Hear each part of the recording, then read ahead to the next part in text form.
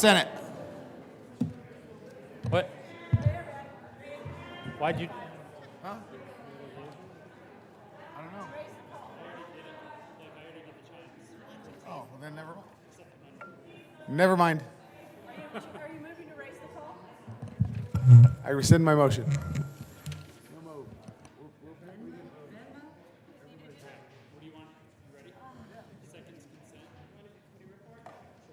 Committee reports. May 6, 2024, Committee on Appropriations. After consideration of the merits, the committee recommends the following. Senate Bill 109 be referred to the Committee of the Whole with favorable recommendation, and with recommendation to be placed on the consent calendar. Senate Bill 233 be amended as follows, and is so amended be referred to the Committee of the Whole with favorable recommendation.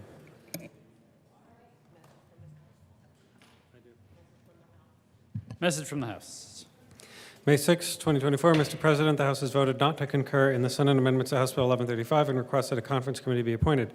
The Speaker has appointed Representative Snyder, Chairman Soper, and Byrd as House conferees on the first conference committee on House Bill 1135. The House has granted permission to go beyond the scope, but the difference is the bill is transmitted herewith. The House has voted to concur in the Senate amendments to House Bills 1034, 1262, 1355, 1364, 1452, 1304, 1216, 1320, 1335, 1378, 1379, 1432, and 1439, and has repassed the bills as so amended.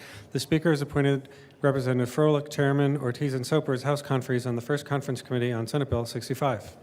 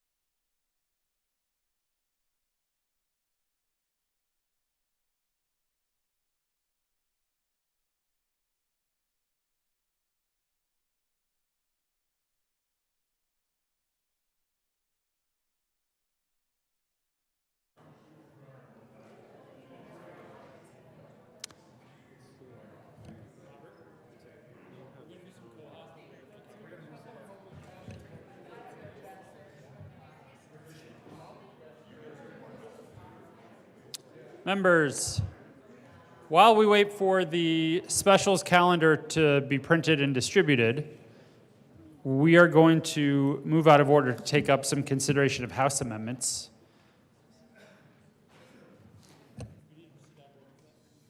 Mr. Majority Leader.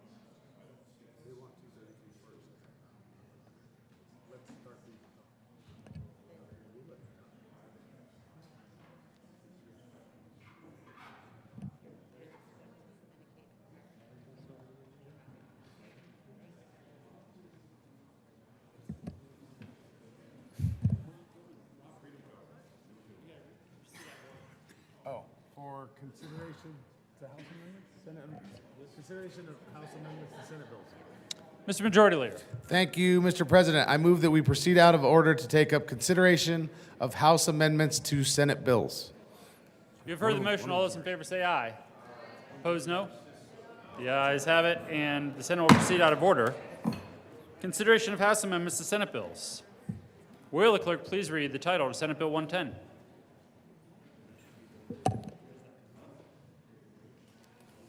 Senate Bill 110 by Senators Rodriguez and Kirkmeyer and Representatives Amable and Sirota, concerning prohibiting prior authorization for antipsychotic prescription drugs used to treat a mental health condition and in connection therewith making an appropriation. Senator Rodriguez. Thank you, Mr. President. I move that the Senate concur with House amendments to Senate Bill 110. Is there any discussion? Colleagues, we had to do a quick technical change. We missed a part in the, actually, wrong bill. I'm doing it again. 110. There was adjustments from some of the stuff we didn't hear that it moved, and it actually reduced the fiscal note from 101.1 million to 888. Yeah, that's all it did. Ask for an aye vote. See no further discussion. The motion is that the Senate concur with House amendments to Senate Bill 110. Are there any no votes? With a vote of 34 ayes, 0 noes, 0 absent, 1 excused, the motion is adopted. Senator Kirkmeyer. Thank you, Mr. President. I move for the repassage of Senate Bill 110. Is there any discussion? Seeing none, the motion is the repassage of Senate Bill 110. Are there any no votes? Senators Baisley, Paul. Van Winkle. With a vote of 32 ayes, 2 noes, 0 absent, 1 excused, Senate Bill 110 is passed. Co-sponsors. Will the clerk please read the title to Senate Bill 41?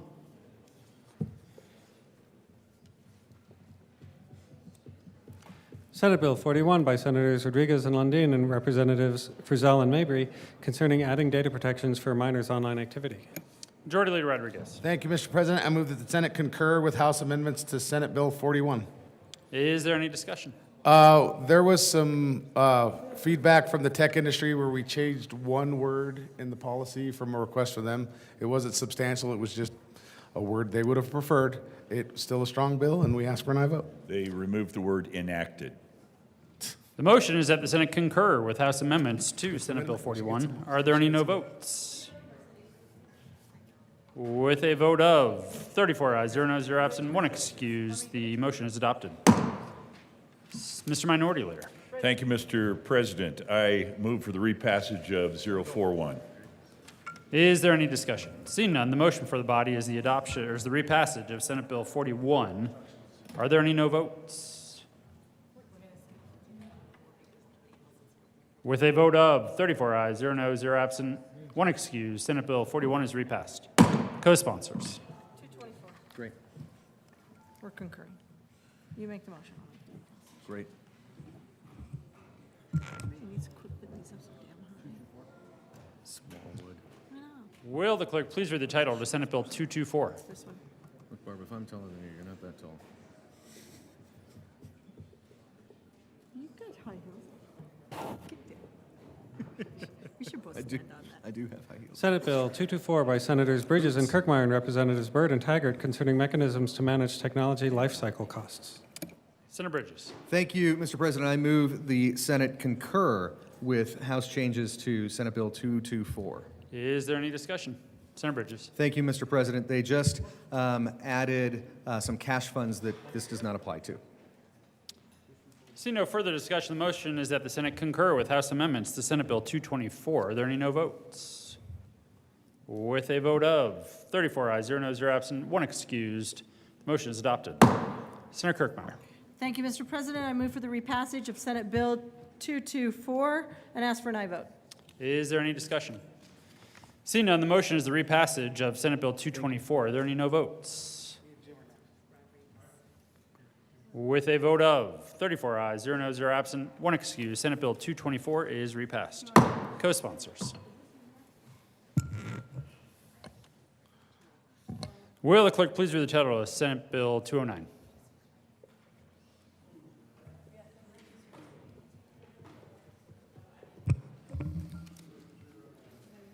That's what's up now. Senate Bill 209 by Senators Rodriguez and Smallwood and Representatives Lindsay and Byrd concerning changes to the pharmacy practice relating to the dispensing of prescription drugs. Senator Smallwood.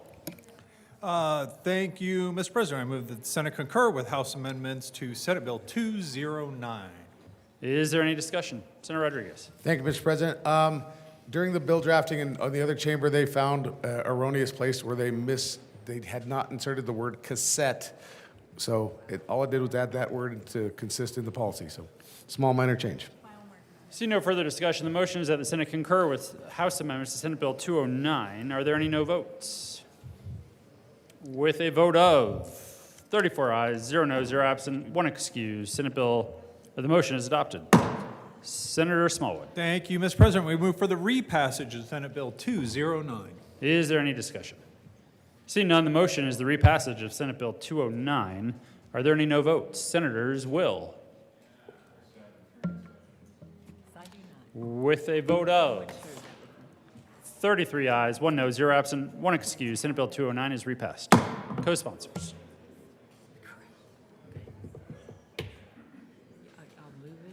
Will the clerk please read the title of Senate Bill 124?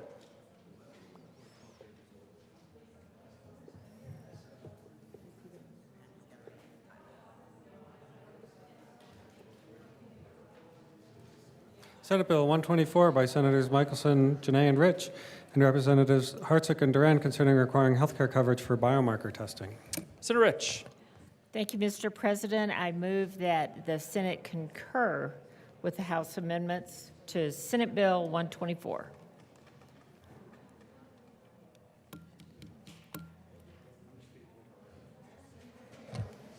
Is there any discussion? Senator Michelson, Janae. Yes, in the House, they removed Medicaid. We ask for an aye vote. Seeing no further discussion, the motion is that the Senate concur with House amendments to Senate Bill 124. Are there any no votes? With a vote of 34 ayes, 0 noes, 0 absent, 1 excused, the motion is adopted. Senator Rich. Thank you, Mr. President. I move for the repassage of Senate Bill 124. Is there any discussion?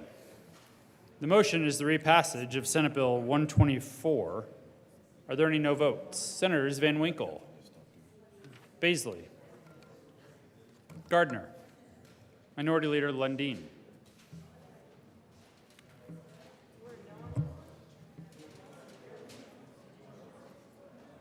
Kirkmeyer, Smallwood,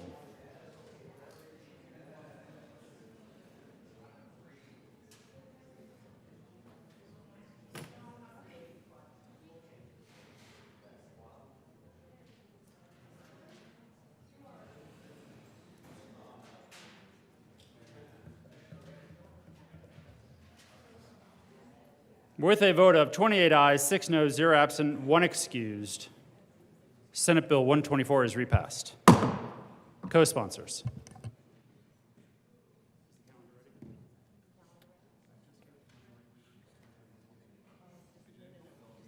Will have to be 113. 113? Yeah.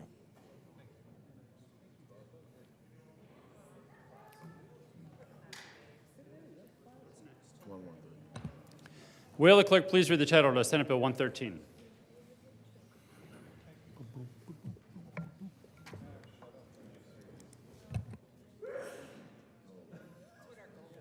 Senate Bill 113 by Senators Coleman and Exum and Representatives Joseph and Wolford concerning measures to make youth sports safer. Senator Coleman. Thank you, Mr. President. I move that the Senate concur with the House amendment to Senate Bill 113. Is there any discussion? Thank you, Mr. President. The amendments that were adopted in the House added special districts to the bill, also kept the AG's office notice to make available to youth-serving organizations, narrow background check requirements only apply to coaches and managers, not all employees and volunteers. We develop a list of prohibited conduct and the conduct for parents, spectators, coaches, and athletes, and reduce the requirements of their training to be mandatory reporter training and how to respond to disclosures of sexual abuse and child abuse. And we ask for your support. Is there any discussion? The motion is that the Senate concur with House amendments to Senate Bill 113. Are there any no votes? Senators Van Winkle, Baisley, Rich, Gardner, Minority Leader Lundin, Smallwood, Liston, Pelton B, Pelton R, Simpson. With a vote of 24 ayes, 10 noes, 0 absent, 1 excused, the motion is adopted. Senator Coleman. Thank you, Mr. President. I move for the repassage of Senate Bill 113. Is there any discussion? Seeing none, the motion is the repassage of Senate Bill 113. Are there any no votes? Senators Van Winkle, Baisley, Rich, Gardner, Minority Leader Lundin, Smallwood, Liston, Pelton B, Pelton R, Simpson, Kirkmeyer. With a vote of 23 ayes, 11 noes, 0 absent, 1 excused, Senate Bill 113 is repassed. Co-sponsors.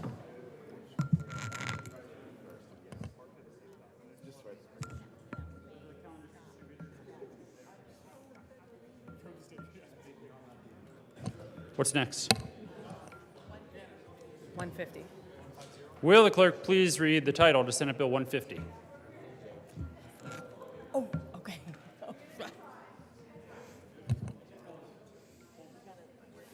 Senate Bill 150 by Senators Cutter and Michelson Janay and Representative Froelich concerning requirements for the processing of municipal solid waste in the state. Senator Michelson Janay. Thank you, Mr. President. I move that the Senate concur with House amendments to Senate Bill 150. Is there any discussion? Raise your hand. Senator Cutter. Thank you, Mr. President. The revised bill, we honor the Senate's concerns and remain, we do not prohibit any technologies. We just put some guardrails around,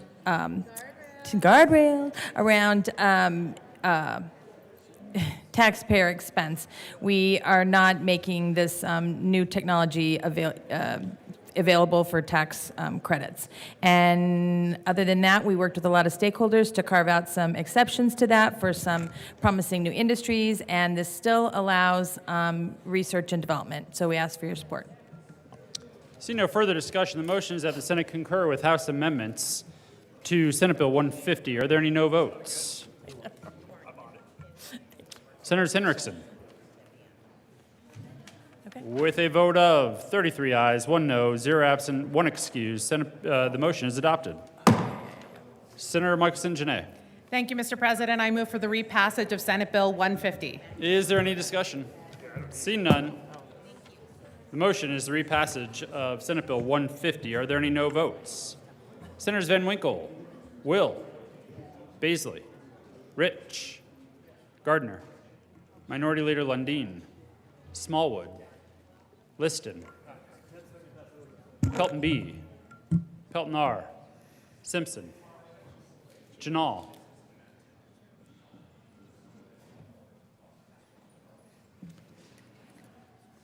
with a vote of 22 ayes, 12 no, 0 absent, 1 excused, Senate Bill 150 is repassed.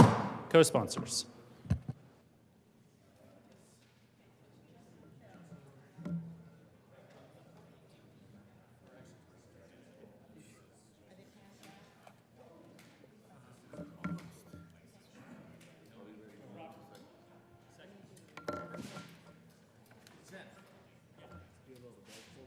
Are we stopping? I think we're done. Are we done?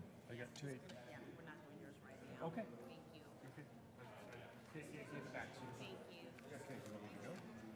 Would go for what?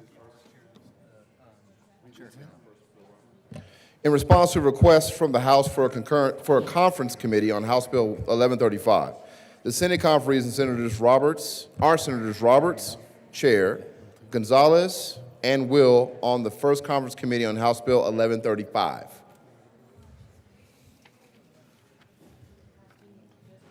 Okay.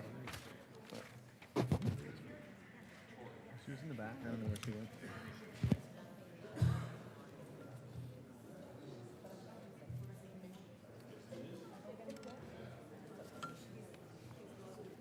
Yeah, it's fine. I just like standing next to Jeff. I like it too.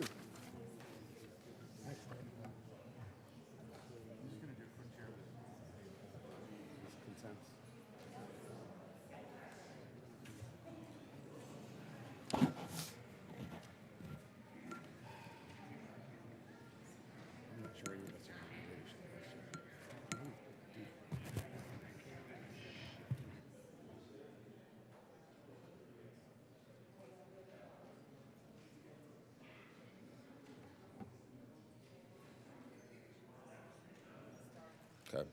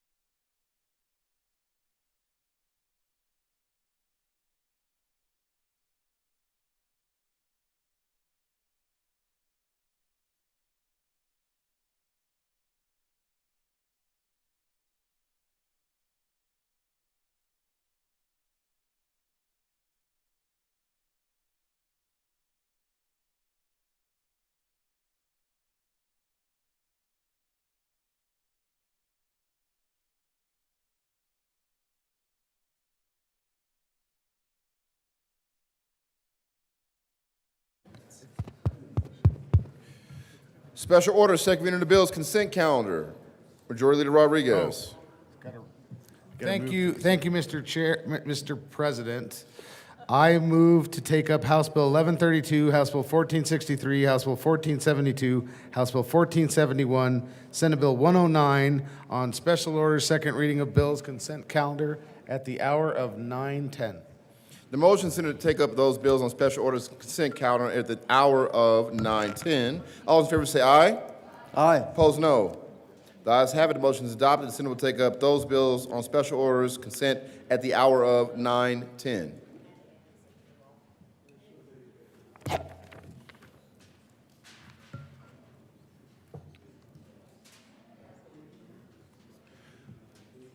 Will the clerk please add Senator Danielson to the roll?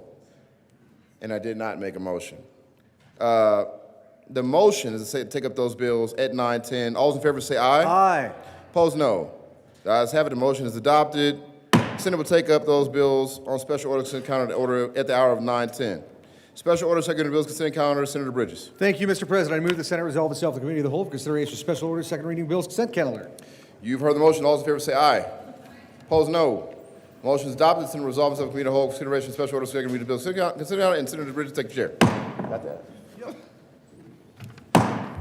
The committee will come to order and the co-rule is relaxed. Mr. Majority Leader. Thank you, Mr. Chair. I move to passage of all the bills, second order reading of bills, consent calendar, which includes House Bill 1132, House Bill 1463, House Bill 1472, House Bill 1471, Senate Bill 109. And the committee reports? There are no committee reports. State, Military, and Veterans Affairs for 109. Except for the State Military Veterans. Question before us is the adoption of the committee report for 109 SMVA. All those in favor say aye. Opposed, no. Ayes have it. That report is adopted. Question before us now is the adoption of all the bills on the consent calendar. Senator Van Winkle.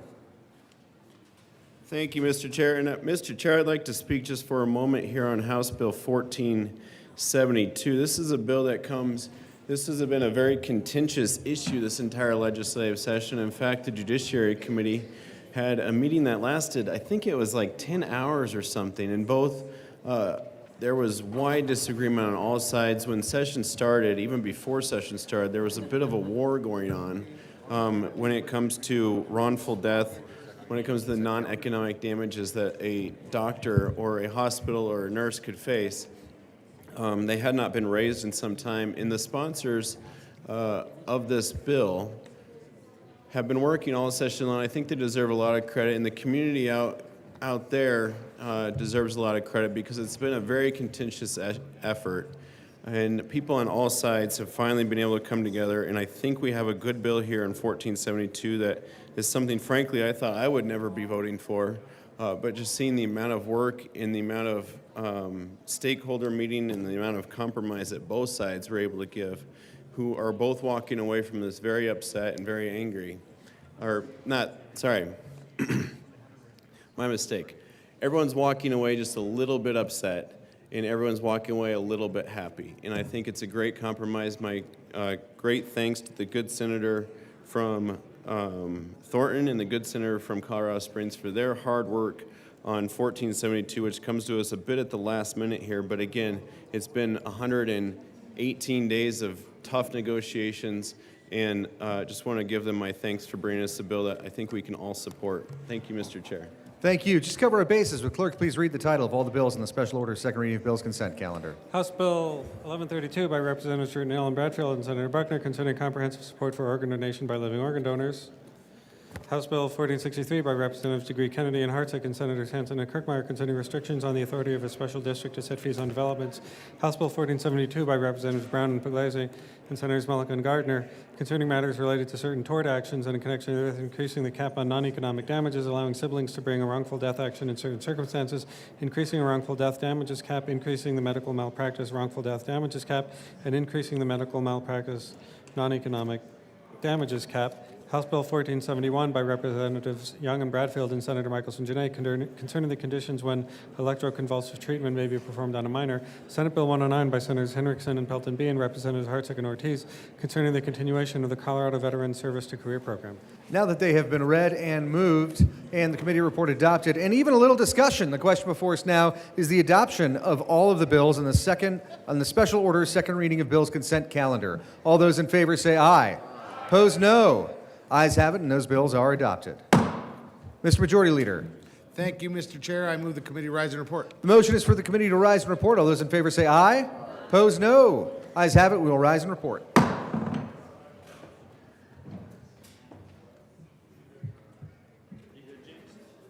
Yeah. Yep. Senate will come to order. Senator Bridges. Thank you, Mr. President. The Senate has met and had a number of bills under consideration. Will the clerk please read the report? May 6, 2024, Mr. President, your committee of the whole begs leave to report it has had under consideration the following attached bills, being the second reading thereof, and makes the following recommendations thereon. Senate Bill 109 is amended, passed on second reading, and ordered engrossed and placed on the calendar for third reading and final passage. House Bills 1132, 1463, 1472, 1471, passed on second reading, and ordered revised and placed on the calendar for third reading and final passage. Senator Bridges. Thank you, Mr. President. I move the report. The motion is the adoption of the committee of the whole report. Are there any no votes? With a vote of 35 ayes, 0 noes, 0 absent, 0 excused, the committee of the whole report is adopted. Thank you, sir. Senate Bill 109 is amended, passed on second reading, and ordered engrossed and placed on the calendar for third reading and final passage. House Bill 1132, 1463, 1472, 1471, passed on second reading, ordered engrossed, ordered revised, and placed on the calendar for third reading and final passage. Special orders, second reading of bills. Majority Leader Rodriguez. Thank you, Mr. President. I move to take up House Bill 1030, House Bill 1353, House Bill 1307, House Bill 1280, House Bill 1175, Senate Bill 233, Senate Bill 130, Senate Bill 1230, Senate Bill 1270, Senate Bill 1302, Senate Bill 107, House Bill 1075, House Bill 1134, House Bill 1173, House Bill 1249, House Bill 1325, House Bill 1358, House Bill 1434, House Bill 1004, House Bill 1338, House Bill 1349, House Bill 1449, and House Bill 1468 at the hour of 9:17 on special order, second reading of bills, consent calendar. The motion is that the Senate take up those bills on special orders at the hour of 9:17. All those in favor say aye. Aye. Opposed, no. The ayes have it, and the motion is adopted. Senate will take up those bills on special orders at the hour of 9:17. Special order, second reading of the bill, Senator Bridges. Thank you, Mr. President. I move the Senate resolve itself in committee of the whole for consideration of special orders second reading of bills. You heard the motion. All those in favor say aye. Opposed, no. The ayes have it, and the motion is adopted. The Senate will resolve itself in committee of the whole for consideration of special order circulating bills and Senator Bridges, second chair. The committee will come to order and the court rule is relaxed for everyone. Will the clerk please read the title to House Bill 1030? House Bill 1030 by Representatives Mabry and Morrow and Senators Cutter and Exum concerning railroad safety and in connection therewith limiting the maximum length of a train operating in the state, requiring certain railroads to use wayside detector systems, limiting the amount of time a train may obstruct public travel at certain crossings, authorizing a crew member's designated union representative to investigate certain reported incidents, authorizing the Public Utilities Commission to impose fines for certain violations, requiring fine revenues to be paid to the Transit and Rail Division in the Department of Transportation for the purposes of maintaining and improving the safety of a passenger rail system, requiring certain railroads to carry insurance coverage in minimum amounts, and making an appropriation.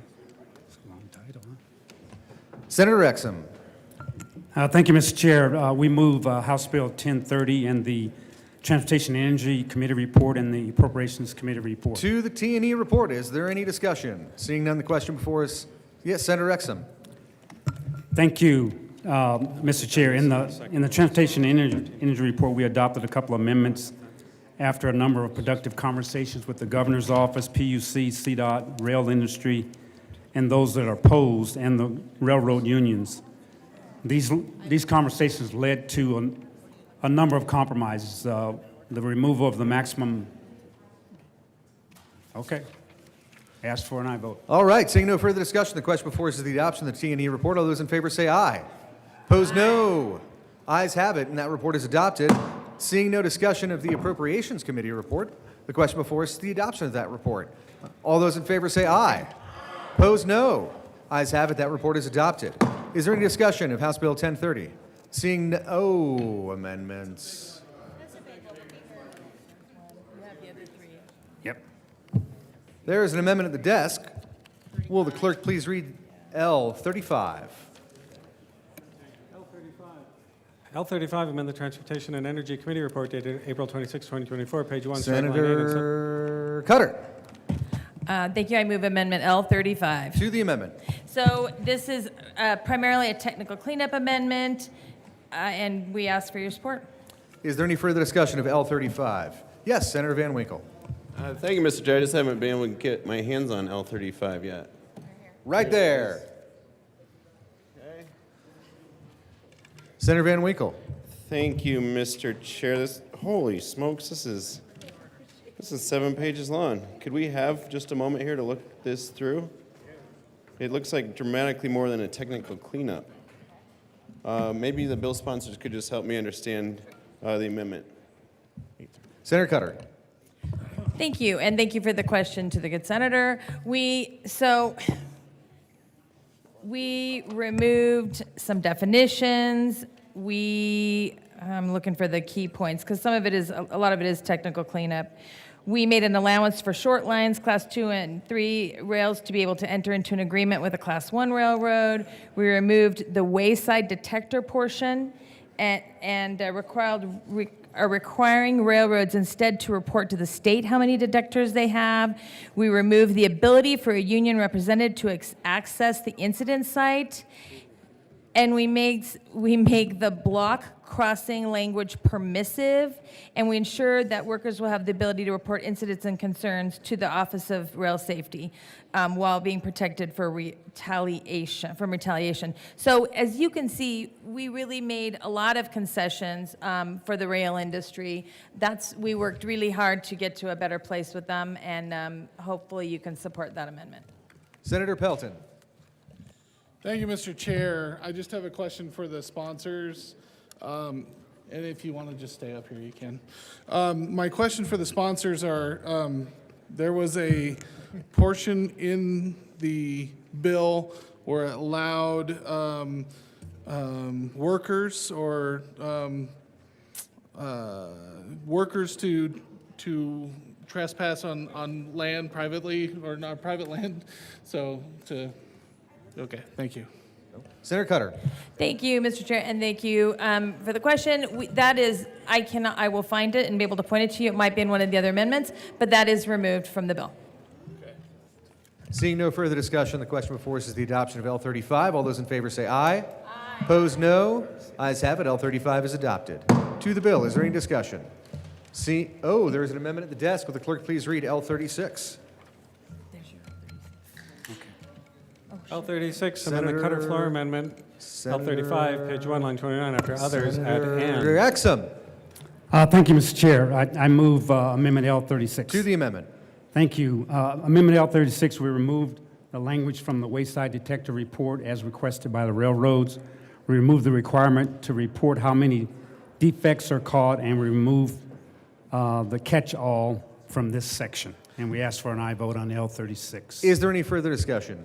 Seeing none, the question before us is the adoption of L36. All those in favor say aye. Aye. Opposed, no. Ayes have it. That amendment is adopted. There is an amendment at the desk. Will the clerk please read L37? L37, amend the Transportation and Senator Energy Committee Cutter. report. I move Amendment L37. To the amendment. This is a technical cleanup to ensure the bill is streamlined, and it removes the ability for the state to levy fines for failure to allow access to the incident site since it is no longer in the bill. And we ask for an aye vote. Is there any further discussion? Seeing none, the question before us is the adoption of L37. All those in favor say aye. Opposed, no. Ayes have it. That amendment is adopted. There is an amendment at the desk. Will the clerk please read L38? L38, amend the Cutter Floor Amendment. L35, Senator page Exum. 6. Thank you, Mr. Chair. I move Amendment L38. To the amendment. This amendment adds language to ensure individuals who participate on the Safety Advisory Committee or raise concerns are protected from retaliation. We ask for an aye vote on Amendment L38. Any further discussion of L38? Seeing none, Mr. Minority Leader. Thank you very much, Mr. Chair. I'm just taking a moment to read the third of about 9 pages worth of amendments on 1030 here to catch my breath. This is regarding discrimination, adverse actions, and retaliation prohibitions. We're substituting in language that's incurred while performing the member's duties. An employer shall not discriminate, take adverse action, or retaliate against an employee in response to the employee serving in good faith on the Community Rail Safety Advisory Board or raising a reasonable concern about a possible workplace violation of government safety rules or about an otherwise significant workplace threat to safety, to the employer, to the employment agent, another employee, a government agency, or the public if the employer controls the workplace conditions giving rise to the alleged violation or threat. There, we take a breath, read it. This actually makes sense. The reality is I've got significant ongoing concerns about the bill, but as we are racing through these amendments, it may be we might be able to get to a place where my significant outstanding concerns about the bill are ameliorated, but we're not taking the time to actually understand them. So I just wanted to walk through that. I rise in support of Amendment L38. Thank you very much, Mr. Chair. And I sincerely hope that your concerns are ameliorated. Appreciate that. Next, seeing no further discussion of L38, the question before us is the adoption of L38. All those in favor say aye. Opposed, no. Ayes have it. That amendment is adopted. To the bill, any discussion? Senator Van Winkle. Thank you, Mr. Chairman. And since we're on a roll here, allow me to submit yet another amendment to this bill. Love a good roll. There's an amendment at the desk. Will the clerk please read L39? L39, amend read and gross bill, page 15, Senator line Van 3. Winkle. Thank you, Mr. Chairman and members, and to the bill sponsors also. If I'm amending a portion of the bill that's no longer there, just let me know. We just passed so many amendments so fast. I know that one of them was like 7 or 8 pages long and struck out some language. So if I'm amending something that is no longer relevant, just let me know and I can withdraw the amendment. But, Mr. Chairman, I move L039. So moved. Thank you for doing so. And what this would do is it amends the bill to change the notification of an accident, death, or injury to both the union steward and the railroad company at the same time. It would streamline the notification and reduce the time between notifying the union and the company. Right now, there's a difference in the bill, and what this would do is align those. So if there's an incident, if there's a wayside detector that goes off, there's a death, there's an injury, there's an accident, there's a derailment or something, it just makes sure that both the union and the company find out simultaneously. And I ask for a yes vote. Senator Exum. Thank you, Mr. Chair. We ask for a no vote on this amendment. This section was removed. This section was removed. Excellent. Senator Van Winkle? Thank you, Mr. Chair. I just didn't see that in Amendment 35, but perhaps I am mistaken. And so, to stay true to my word, if this section truly was removed, I will withdraw Amendment 39. Withdrawn. Thank you, Senator Van Winkle. Any further discussion on the bill? Yes, Senator Van Winkle. Thank you, Mr. Chairman. I drop a new amendment at the desk. I suspected as much. There's an amendment at the desk. Will the clerk please read L 40? Thank you. L40, amend re-engrossed bill, page 3, after line 18. Senator Van Winkle.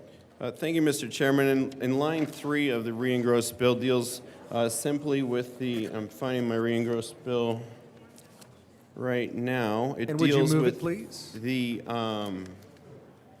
with a legislative declaration of the bill, and it amends it to express that Colorado has some of the lowest rates of railroad accidents, with only 51 accidents, 4 injuries, and only 1 death occurring since 2018. The amendment highlights Colorado's already stellar record regarding train and railway safety, as well as showcasing that Colorado does that this law may not be as necessary or immediate as we think. So simply just some words to the legislative declaration to show that Colorado is doing a good job, and the folks that work at our railroad and the unions that represent our railroad are all doing some very good work to keep the people of Colorado safe, and I ask for a yes vote.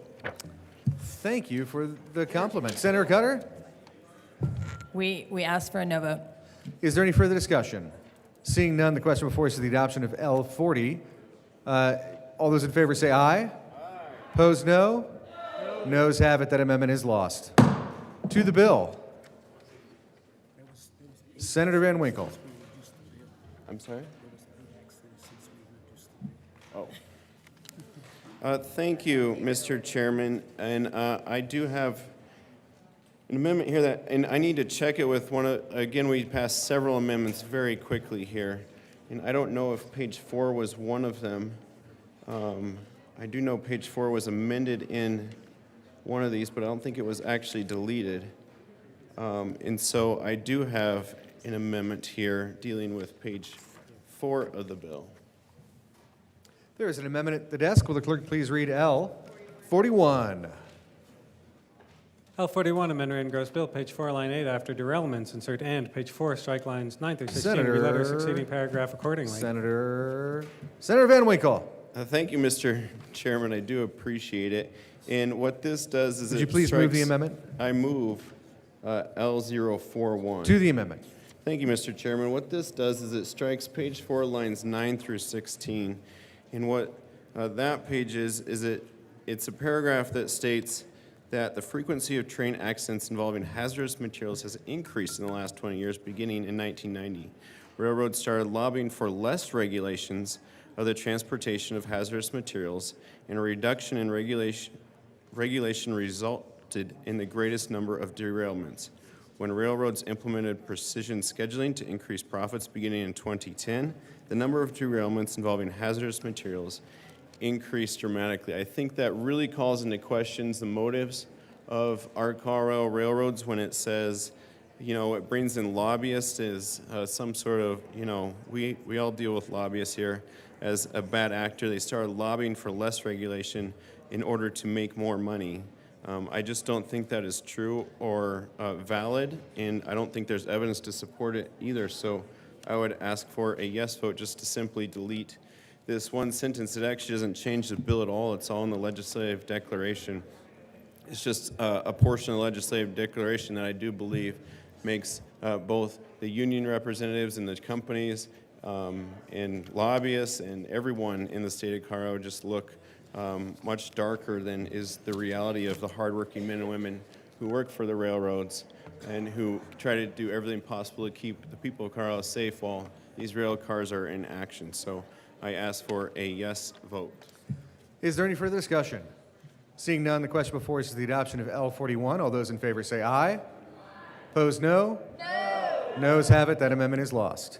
To the bill, Senator Van Winkle. Thank you, Mr. Chairman. That's too bad because it was just a simple paragraph in the legislative declaration and it actually changed the bill at all, but I think it goes to the spirit of what this evening has in hand for the minority party, perhaps. And so I present yet another amendment to the desk. There is an amendment at the desk. Will the clerk please read L42? L42, amendment in gross bill, page 7. Senator Sight Van lines. Winkle. Thank you, Mr. Chairman. And again, it's to the portrayal of Carlisle's railroad companies and the Carlisle Railroad workers that we have working here. This goes to page 7, which again is still in the legislative declaration, and it deletes a paragraph there. And the paragraph reads, railroads are not currently required to disclose where wayside detectors are installed or whether the detectors are operational, nor are they required to consider variable track conditions in the placement of detectors. Without this information, the General Assembly, the Public Utilities Commission, and the public are forced to rely on the assertions of the railroads that they are adequately monitoring track and trains for problems. And again, Mr. Chairman, I don't think this is a fair portrayal of Carlisle Railroad companies. Carlisle has been and continues to be one of the safer states for railroad transport in the nation. And so I ask for a yes vote to delete this paragraph from the legislative declaration, which again puts the great hardworking men and women of our railroads in a dark light. So I ask for a yes vote. Thank you, Senator. Is there any further discussion? Seeing none, the question before us is the adoption of L42. All those in favor say aye. Opposed, no. No. Noes have it, and that amendment is lost. There is an amendment at the desk. Will the clerk please read L40? No, not an amendment at the desk? Oh. Seeing no further discussion, Senator Van Winkle. Thank you, Mr. Chairman. I do have an amendment, and it seems as if these amendments aren't even being read, so maybe I should just read them myself, or maybe read the bill myself, which I'd be happy to do. Senator Mr. Van Winkle, we are happy to have the reader read the entire amendment if you would like. I don't need to call on you before Oh, he no, has not finished that at all, Mr. Chairman. It's more that when I present an amendment to the bill that is sincere and genuine, that there's no discussion whatsoever over it, and the chair of the committee just votes it down with no discussion or opposition. Just calling it like I hear it, Senator. Okay, thank you, Mr. Chairman.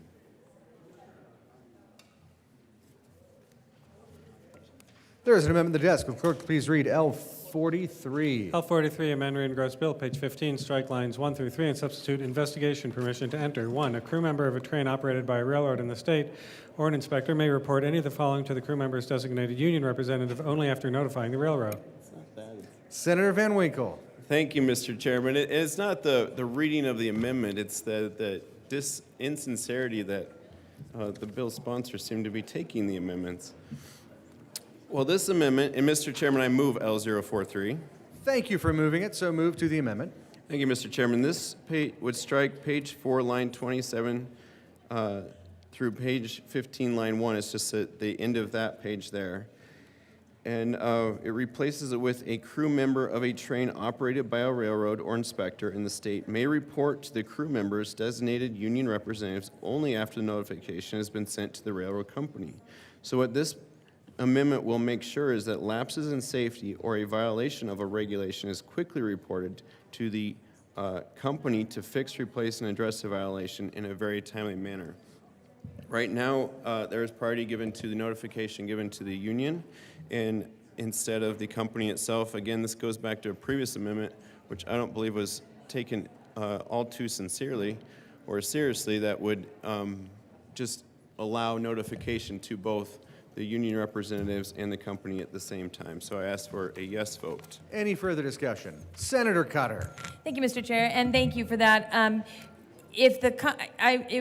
It seems that it should be incumbent upon the railroad to know when there's a safety issue and to be aware of what's happening on their tracks with their equipment. So I ask for a no vote. Is there any further discussion? Seeing none, the question before us, Mr. Minority Leader. Thank you, Mr. Chair.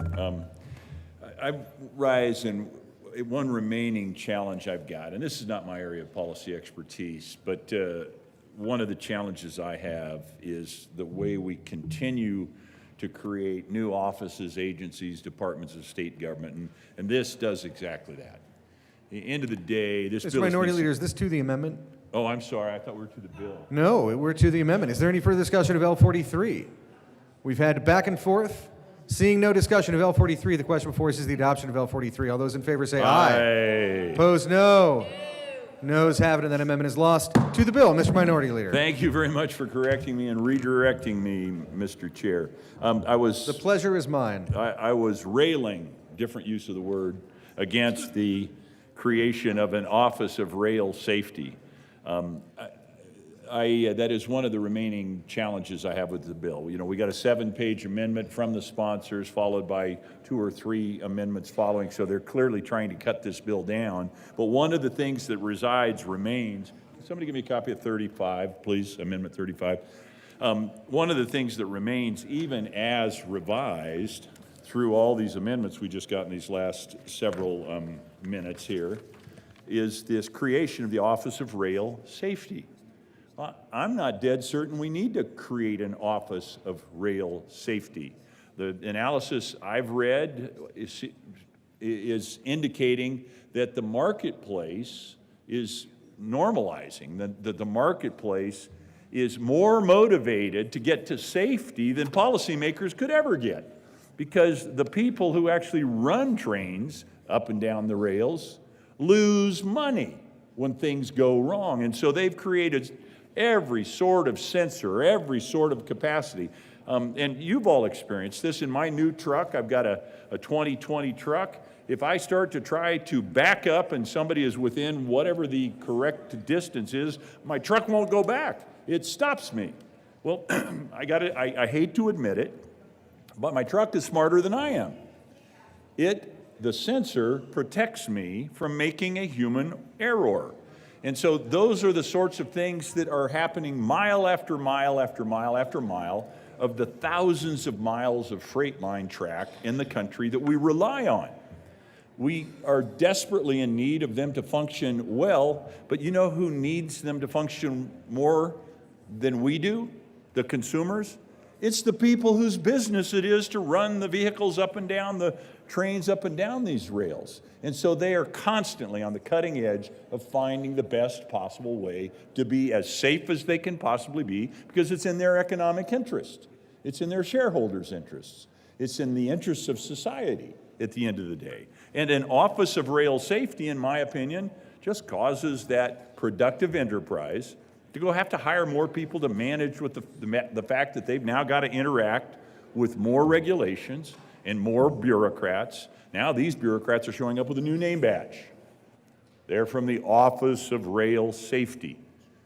And so they're stepping in a way that is, in my mind, not helpful. So as cut down as this bill has become, I must stand and object and say no. Even as amended, I will be a no vote on 1030, and I would ask you to pause and think, do we need this? Are we moving in the right direction? Or are we in fact just giving ourselves more complexity and difficulty, impeding the effectiveness of market forces, impeding the utility of engineering, not in the sense of choo-choo locomotive engineering, but the scientific application of math and science to the creation of better business practices, the sensors that are along the rail lines, the sensors that are on the freight trains themselves. I think we are getting in the way and potentially causing problems that would get us to better results. If we just let the people who know what they're doing do what they know how to do. I urge your objection and no vote on House Bill 1030. I would like to censor the bad train puns, but yes, Senator Pelton. Thank you, Madam Chair. Thank you, Mr. Chair. Sorry. Thank you, Mr. Chair. You know, all the time. Sorry. What is it? Sorry. Why? All the time. Sorry, Senator Pelton. Mr. Chair. I don't mind. I take it as a compliment, but come on. Senator Pelton, let's go. So, many of you know I live in Sterling. Sterling is a huge railroad town. Many of my workers came here to visit me, to talk to me about safety of trains. I've worked around trains my whole life, you know, on construction sites, and therefore in my last job I actually worked around trains quite a bit. And we talked about safety a lot. We talked about derailments a lot. We had derailments. There's derailments in the bill. And I just want to pause for a second and say thank you to the sponsors for trimming this bill down a lot, because this looks a lot different than it did from this last summer when it came out of the TLRC committee during the summer. But the only thing that I'm still concerned about, we live and die off the short lines where we live. The short lines, they've done an excellent job with making sure the short lines were taken care of in this bill, making sure that the short lines were not kind of held, not held harmless, but just not held to the same standards as the other big ones. Short lines we rely on for agriculture fertilizer. We have an ethanol plant that carries the short lines carry the ethanol out of Sterling and also out of Yuma. There's several places that we use the short line railroads. I do appreciate you guys taking the wayside detectors and that stuff out, and even the speed limit out of there. The speed limit where you had said that when you crossed the state line that you had to slow down to a certain amount of speed, and I really do appreciate that because our short lines really need it. And with that, I'm going to offer an amendment. There's an amendment at the desk. Will the clerk please read L 50? L50, amend re-engrossed bill, page 15, line 20, strike railroad, and substitute railroad, except that if a Class 2 or Class 3 railroad violates Section 402303, the public... Senator Pelton. Thank you, Mr. Chair. I move L50 to House Bill 1030. To the amendment. Thank you, Mr. Chair. All it does is just change the fine change the fines violation or Class 1 or Class 2 railroad a fine up to $10,000 per violation instead of what is currently in there. And I think it's, what is it currently in there? Yeah. Anyway, it just changed the fines. It lowers the fines a little bit, and that's all it does. So I asked for an aye vote. I just want to make sure our short lines are taken care of. I do appreciate the sponsors and everybody on the other side of the glass who's worked on this bill to make sure to take care of them, because everybody knows I had 20-some amendments to run, and I'm only running one. So I just really appreciate that and all the work that's been done in this bill. So I ask for an aye vote on L50. Thank you, Senator Mr. Cutter. Chair, and thank you for that suggestion. The only provision that the fines apply to is submitting a report on the wayside detectors. And all railroads should submit that report. And if the short lines don't have detectors, the report can simply say that they don't have them. So we ask for a no. Is there any further discussion of L50? Seeing none, the question before us is the adoption of L50. All those in favor say aye. Aye. Opposed, no. Noes have it. That amendment is lost. Senator Pelton. Thank you, Mr. Chair. Again, I just really want to thank the sponsors. Thank everybody that really worked on this bill, worked hard on this bill to make sure that things were going well with the bill, make sure that everybody was taken care of. It was people were talking about it, and I just want to say thank you to the sponsors for taking care of the bill. So thank you. Senator Simpson. Thank you, Mr. Chair. So House Bill 1030 has changed drastically from what we heard in Transportation and Energy Committee, and appreciate the sponsors and, for me, kind of the direction it was headed. I did want to just touch on the minority leader referenced the creation of the Office Rail Safety, which has a clear definition it's actually in the T&E committee report. The Office of Rail Safety is created with the with the mission of ensuring freight and passenger rail safety in the state for the state's unique and delicate terrain, its headwaters, its communities, and its rail workers. Admirable. But we also created the Community Rail Safety Advisory Committee with a number of members, and I suspect because it's an advisory committee, it doesn't have a very specific charge of what it's intended to do as just an advisory committee. And we also created the Rail Industry Safety Advisory Committee. So we have 3 committees out of the T&E report. And then, again, the Amendment 35 offered the multi-page amendment, really fundamentally changed the direction the bill was headed, where a very prescriptive wayside detectors, and wayside detectors are about detecting hot bearings and/or dragging material from a train. And we were very prescriptive in the original bill that we heard in T&E about they had to be every 10 miles. And this did change that to a system where the railroads have to report kind of not specifically where they are, because that would be a public safety concern if you know exactly where those wayside detectors are. So the language in the amendment certainly improved the bill.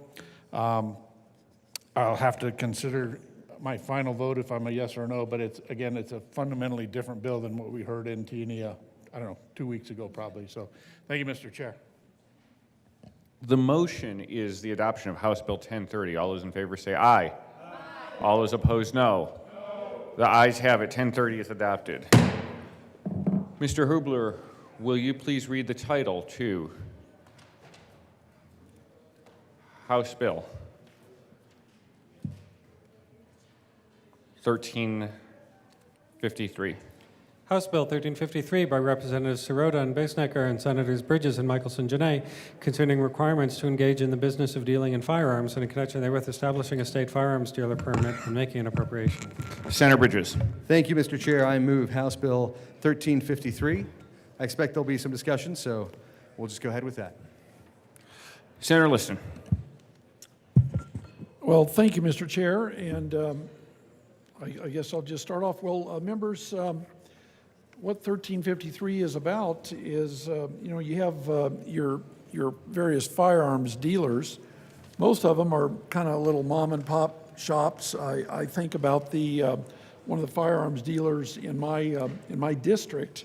That's, in fact, it's across the street from the post office, not too far from where I live, and give a plug, Oasis Firearms. And the gentleman who runs it, he and his wife started it about, 5 years ago or so. They run a real good operation. He's been involved in the firearms business for quite a while, and a few years ago he went out on his own, probably sunk his life savings into his business. He knows the business. I've been in the store several times, bought a firearm or two, I can't remember now, but at least one, and kind of befriended him. And like I say, I just use him as an example that they're trying to do the right thing, and with the continued assaults that occur on the firearms industry.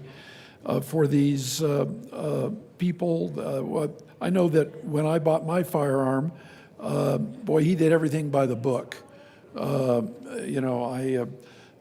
He checked me out, and he showed me his store, showed me what he did and how safe he was. I was very impressed. He already has to do a federal permit. He just didn't go in there and set it up on a whim. He had to go through all the hoops and hurdles. He put up extra barriers so that I think I ran a bill a few years ago that there used to be the smash and grab in the firearms business where they just literally drive a truck in, jump out, grab the guns. Well, he put in big steel pillars, just kind of like we have out here at the Capitol. He's trying to do the right thing. I give him all credit for that. And now he's facing a variety of different fees. He's managed somehow to stay in business even with COVID. I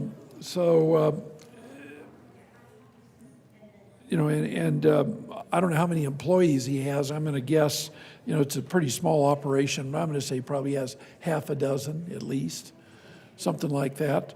And the permits that he has to get, like I say, he's bent over backwards to do the right thing, do it timely, and pay all the fees.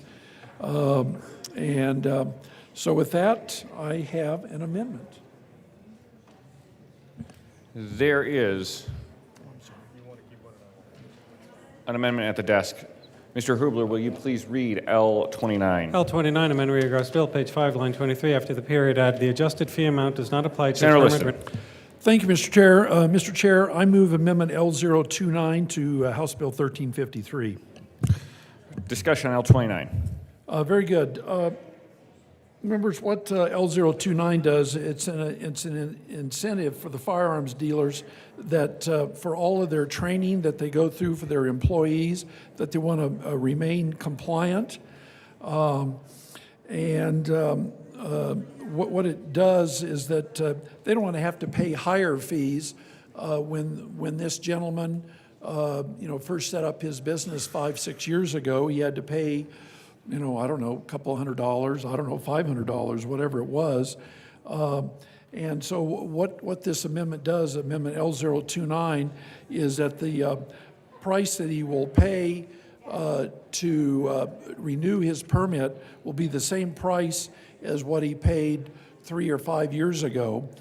So it's just a kind of, you'll still pay the fee, but instead of the fee going from $200 or $300 up to, several $100s, it will just stay the same as what he paid his original fee for.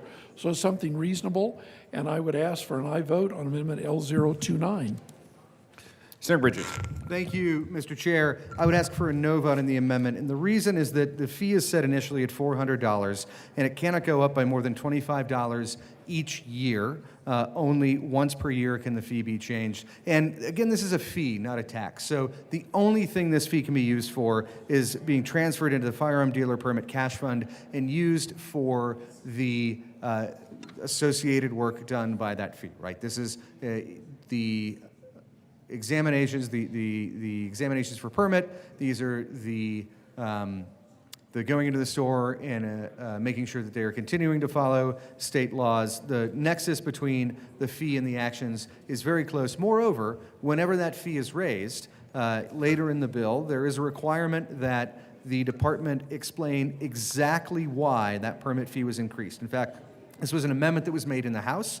Page 12, line 10, the next report made following an increase in the permit fee pursuant to the subsection 2CI, which allows the permit to increase, must include an explanation of the fee increase. So we feel we've built into this really robust reporting requirements, robust look at that fee to ensure the fee always stays right where it needs to be in order to make sure that we are fulfilling what it is that we have in this bill. Ask for no vote on L29.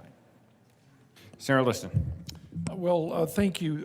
Thank you to the good senator from Greenwood Village, that's right. I appreciate that detailed explanation, but still, $400 is $400, and who's to say that the fee, goes to $425 or $450, whatever.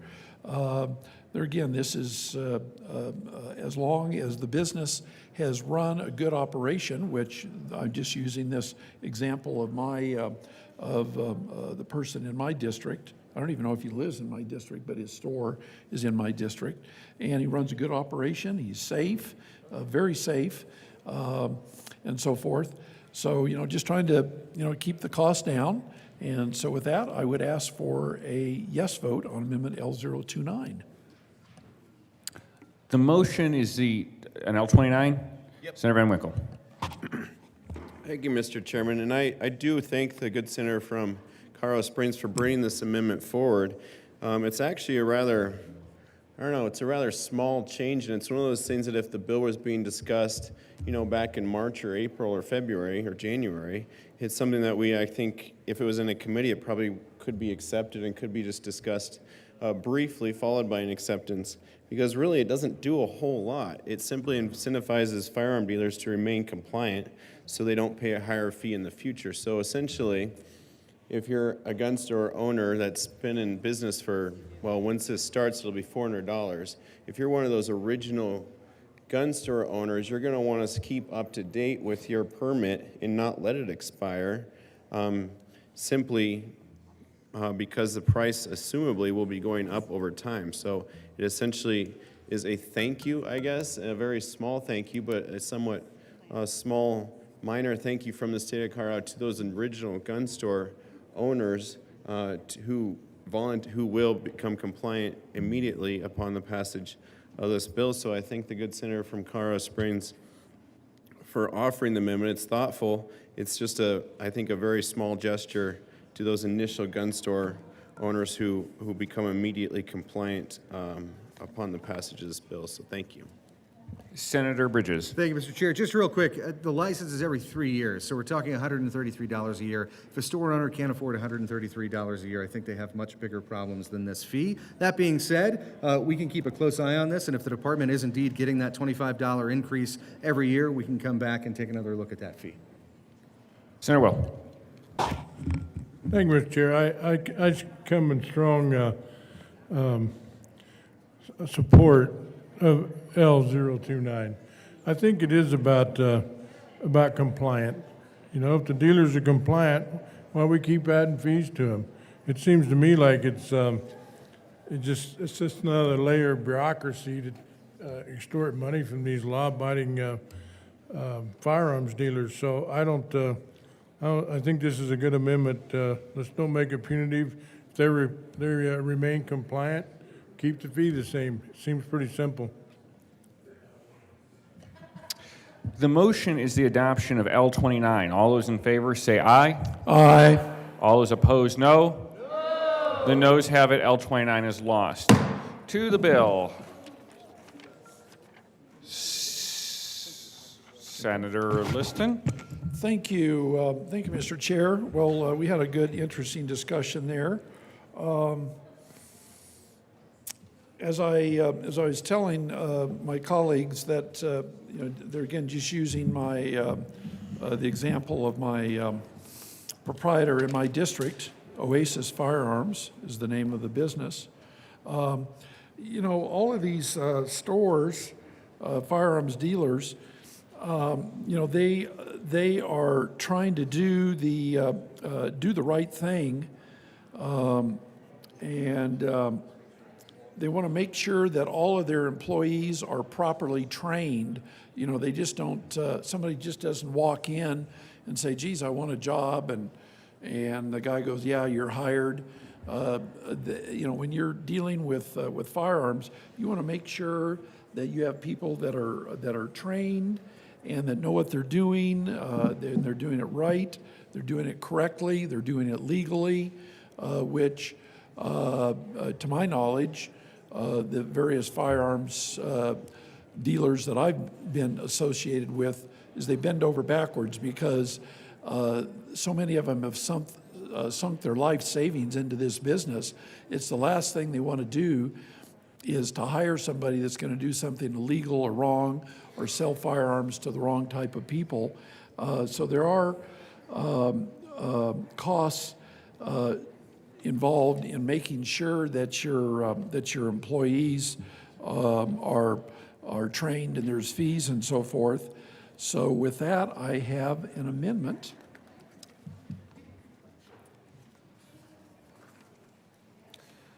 There is an amendment at the desk. Mr. Hubler, will you please read L30? L30, amendment of gross bill. page Senator 6, Liston. Thank you, Mr. Chair. Mr. Chair, I move Amendment L030 to House Bill 1353. Members, what this does is that, as I was stating, that when a firearms dealer, they have sunk their life savings. Most of them are small businesses. They employ 5, 6, maybe 10 people, maybe more if they're pretty successful, and they want to do the right thing, and there are costs associated with, training costs. You just don't give somebody a pat on the back and say, go get them, Tiger, and sell firearms to anybody or ammunition or whatever to anybody that walks in the door. So there's costs, training costs that are associated for those employees. And those training costs could run from, $50 to $100 to $200 a head, and they do add up. So all's Amendment L030 does is that for these training costs, no matter where they come from, certainly from an organization like the Colorado Sports Shooting Association or somebody that comes in and does their training for the outside costs, that the department refund those costs, out-of-pocket costs, to the dealer, and that's very fair and reasonable. So with that, I ask for an aye vote on Amendment L030. Senator Bridges. Thank you, Mr. Chair. The best firearms dealers provide training to their employees. What we want is to make sure that every firearms dealer in this state rises to that level and ensures that all their employees have training. Moreover, the training requirements in this are not overly burdensome on the employees. It's an online course that has 20 questions or more, and they have to receive at least 70% of those. They have to get at least 70% of those questions correct. This is not a huge burden, but it is a critical piece of what it is we're attempting to do with this bill. We know that this training decreases gun sales to folks who are going to go out and use those guns for nefarious purposes, whether that is reselling that gun to someone who shouldn't have one, or if these folks are going to be doing all the things that we have passed laws in the state to keep from happening. So I think the training is a core piece of this bill. It is a very low cost to the gun store owner, and moreover, it is something that the best of these dealers already do. Ask for a no vote on the amendment. Senator Basley. Thank you, Mr. Chairman. And if the training is low cost, then all the more reason to vote yes on Amendment L030, because this is if it's a small cost, well, let's pony up, because this is a brand new requirement from a brand new responsibility within the department, asking for every dealer to train each employee with a new training course that's going to be developed or approved by the department. So it only makes sense. It's going to have some cost, so this is reasonable. It's coming out of cash funds, so I can't see any reason why we would not do this. Otherwise, it sounds a lot like an unfunded mandate. Certainly unfunded mandate onto private industry, but an unfunded mandate nonetheless. So let's put the state's money where the state's mouth is and vote yes on L030. Senator Liston. Thank you, Mr. Chair. Well, members, a few minutes ago, I mentioned that I had purchased a firearm. It was a couple, 3 years ago when I did it, and the owner, as well as another employee there, they took me through the training and showed me the nuances of the firearm and this, that, and the other. They just didn't say, where's your money, here's your gun, and move on. So whatever the costs are, and I don't pretend to know off the top of my head, I didn't ask them, but it's not a big expense, and to have the reimbursement to the dealers for these various costs, I don't think is unreasonable. And with that, once again, I would ask for an aye vote on Amendment L030. The motion is the adoption of L030. All those in favor say aye. Aye. All those opposed, no. The noes have it. L030 is lost. Well, maybe third time's a charm, Mr. Senator Chairman. Liston. Thank you, Mr. Chair. So let's see here where we are.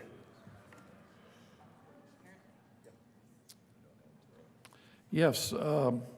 So, members, once again, as I mentioned a little while ago, when an employee comes in to work at a firearms dealer, they just don't hire, Joe Blow off the street. They do a background check, and they want to make sure that that the firearm is sold correctly, legally, that your I's are dotted and your T's are crossed, and so forth. And you have to get a background check, criminal history, fingerprinting, and all of that. So with that in mind, I have another amendment. There we go. There is an amendment at the desk. Mr. Hubler, will you please read L031? L31, amendment reading across bill, page 6, strike Senator line Liston. 10. Thank you, Mr. Chairman. Mr. Chairman, I move, excuse me, Amendment L031 to House Bill 1353. To the amendment. So, as I said, members, they want to make sure that the employees that they're legal, that they have a good background check. So it's commonplace, or it's under this bill, that you have to get fingerprinted. And so what Amendment L031 does is, if you're not going to pay for their training costs, it should at least be fair and reasonable to pay for a background check. So this amendment would require a reimbursement for the background check. And like I say, we all want safety. I'm sure everybody in this room agrees that we want to have people that are qualified, that they know what they're doing, and that they're legal. And one of the ways that's done is through a background check and fingerprinting. So the expense of that, whether it's $10 or $30, I think here in the bill, it's, as I was reading in the fiscal note, I saw this, yeah, it's $39.50, and I was reading further, the processing costs for the background check. Thought this was interesting. We're charging $39.50, but the associated cost is $6.10 is dedicated to the equipment maintenance, $1.55 for print digitization, and 88 cents to access the Colorado Crime Information Center, and 63 cents. So you add all those up together, and it comes to a little over $8. So it costs the state about $8, and they're charging $39.50. That's a 400% markup. So all we're really asking is the reimbursement for the background check. And so with that, I would ask for an aye vote on Amendment L031. Thank you. Senator Michelson Janae. Thank you, Mr. Chair, and thank you for the amendment. We would ask for a no vote. This is asking to reimburse companies for their normal cost of doing business, and we don't do that, so we ask for a no vote. Senator Will. Thank you, Mr. Chair. I think this amendment just begs the question, what's the intent of the bill? You know, do you want safety, and do you want high-quality individuals working for these firearm dealers? If you do, pass this amendment. If that's the intent of the bill, and that's what you're trying to do, then let's do it. I think I pass L031. It's a good amendment. The motion is adoption of L31. All those in favor say aye. Aye. All those opposed, no. The noes have it. L31 is lost. To the bill, Senator Liston. Thank you, Mr. Chair. I'm done, and I'll pass it over to one of my colleagues. Senator Van Winkle. Thank you, Mr. Chairman, and thank you to the good senator from Colorado Springs for trying somewhat to make this bill slightly better, very slightly better. I'm afraid it has no amendments have yet been taken. And the last one, actually, and we won't speak to it a lot because it's been lost now, but what it dealt with is a section of the bill, and it's really page 16, 16 through 18. And what that section of the bill does is it says, before a person begins to work for the dealer in a position in which the person will handle firearms, which is probably everyone that works for that dealer, which has been the case throughout the history of Colorado from the beginning, process the sale, loan, or transfer of firearms, or otherwise have access to firearms, the person shall submit to a fingerprint-based criminal history record check.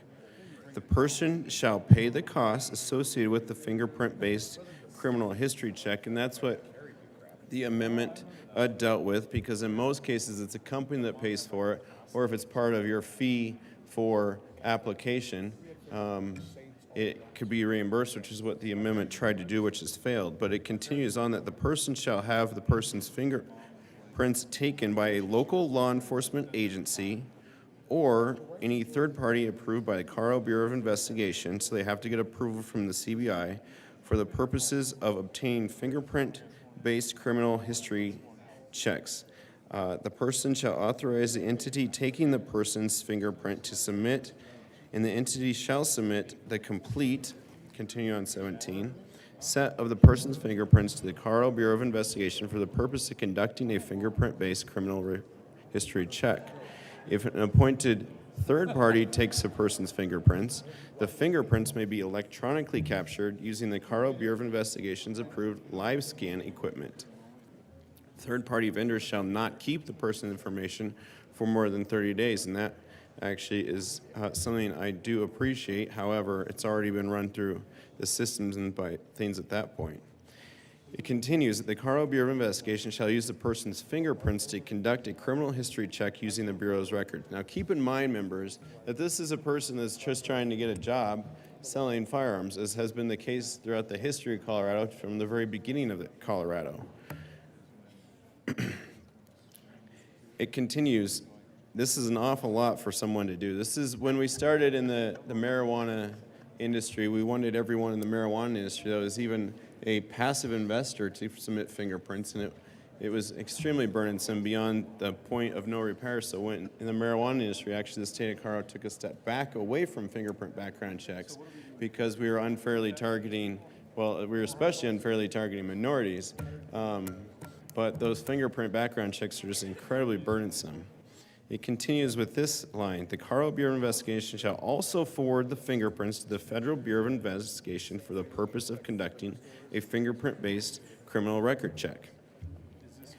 The Colorado Bureau of Investigation, the person in the department, and the entity taking fingerprints shall comply with the FBI's requirements to conduct a criminal history record check. And it continues on and on and on.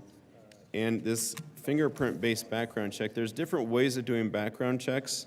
It doesn't have to be a fingerprint. It can be, you can just run someone's name through the Colorado Bureau of Investigation. And I find it extremely burdensome, and therefore I have an amendment to deal with the problem. There is an amendment at the desk. Mr. Hubler, will you please read L32? L32, Senator Van Winkle. Thank you, Mr. Chairman. And what L032 would do is it would amend the re-engrossed bill, page 16, line 11, and before history, criminal history, insert the term name-based. So before line 11, the dealer shall require, it will say a name-based, wait, 16, line 11. Yeah, a name-based background check. And then it deletes references to the fingerprint background check found on page 16, line 16 through 27. That's largely what I just read. And then all of page 17, and that's where they're taking those fingerprints again from these employees that are just trying to make a living. The fingerprint background checks are incredibly invasive, it's incredibly difficult, and as we see in the fiscal note, there is a cost to it as well. When there are other forms of verifying someone's, you can do a name-based record check, and we've had that in other bills this year.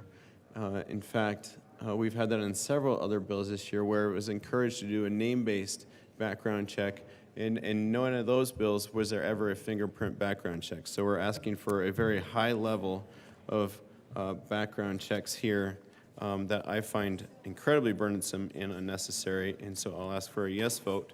And Mr. Chair, just in case I didn't do it, I move L032. Senator Bridges. Thank you, Mr. Chair. Just laughing because I think we've been working through this all night here with the moving of the bill, the amendment. So we conduct fingerprint background checks for teachers. One of the first bills that I ever ran actually was allowing a preschool teacher who'd been fingerprinted at one particular location inside of a district to be able to teach at a different location inside that district without getting another fingerprint-based background check. This is a pretty standard procedure. It is something that I think the level of background check that we want in these stores for these employees. And more importantly, these checks are limited not to people that are stocking ammo, not the sort of backroom folks. This is for people that have access to and are handling the firearms. Ask for no vote. Senator Baisley. Thank you, Mr. Chairman. So the onerous piece to this is that these folks who are selling firearms to customers who want them, need them, these are not, we should not assume the worst, which is what's being done here. We're just assuming the worst about these folks as if there's something evil about them when just the opposite is true. If we believe in this nation, we believe in the founding principles and distributed authority all the way to the point of having our Second Amendment in place for all of us individually, then the folks who support that as their livelihood should be praised, should not be just looked down on with skepticism and forced to endure fingerprinting on an annual basis. Going through a background check on them over and over and over for them to keep their job. We don't do that with people who prepare food, and people who prepare food are not supporting our Second Amendment rights. So, come on. This is onerous. It goes way beyond the pale, and I encourage everyone to support L032. Senator Van Winkle. Thank you, Mr. Chairman, and I just reaffirm my ask for a yes vote on this. I think it speaks to the very premise of the bill, which the premise of the bill seems to be built upon the idea that a lot of the firearms that are being used in crimes are coming from, I guess in this case it would be employees of gun stores, and that is an absurd premise to build a bill off of because, of course, the theft of firearms is a very real problem in the state of Colorado. It's one we're trying to deal with by incentivizing, by increasing the penalties for the theft of firearms. But these employees, they're under, I don't know if you've ever purchased a firearm, but when you do, there's cameras everywhere. The employees are very well trained. They're very thoughtful. They, of course, will put every single person who tries to purchase a firearm through an FBI background check, through a CBI background check. So to target the employee of the gun store who's simply trying to make a living and do what they've probably done most of their adult life, which is sell firearms to upstanding good citizens of the state of Colorado, to put them through fingerprint background checks on a regular basis is just a step too far. And I ask for a yes vote on Senate on L032. Motion is the adoption of L032. All those in favor say aye. All those opposed, no. The noes have it. L032 is lost. Senator Van Winkle. Thank you, Mr. Chairman. I'll just speak to the bill now for a second. There are, in Colorado right now, over 2,200 federal firearms licenses in the state, FFLs for short.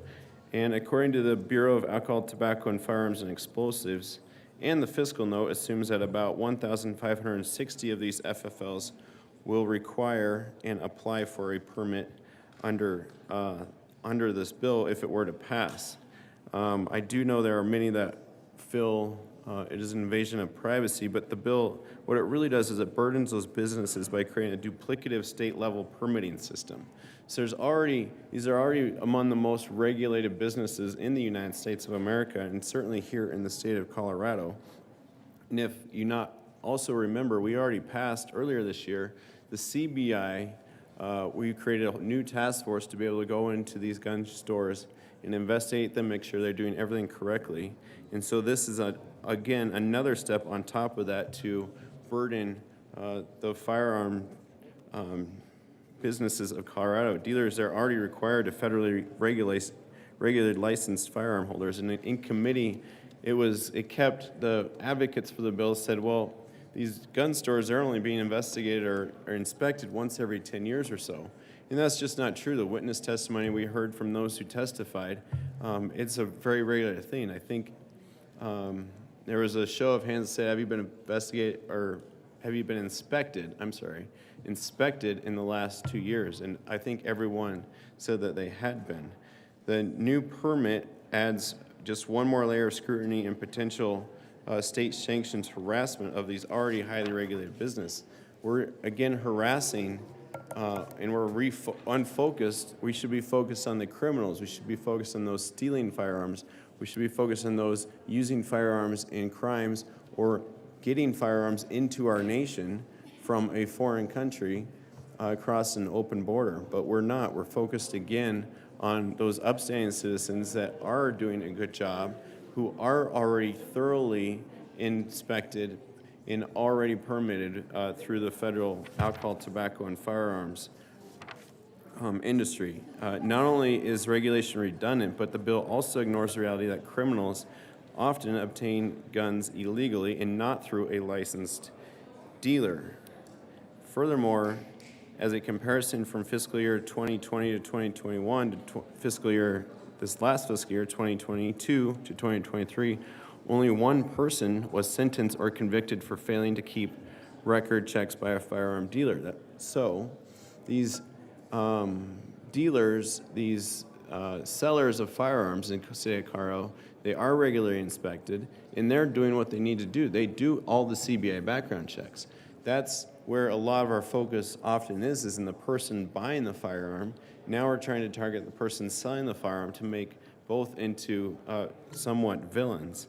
Only one person was sentenced or convicted for failing to keep proper records. So this is a solution in search of a problem. Even the fiscal note assumes that there will be minimal or no additional case filings for convictions of new offenses under the bill.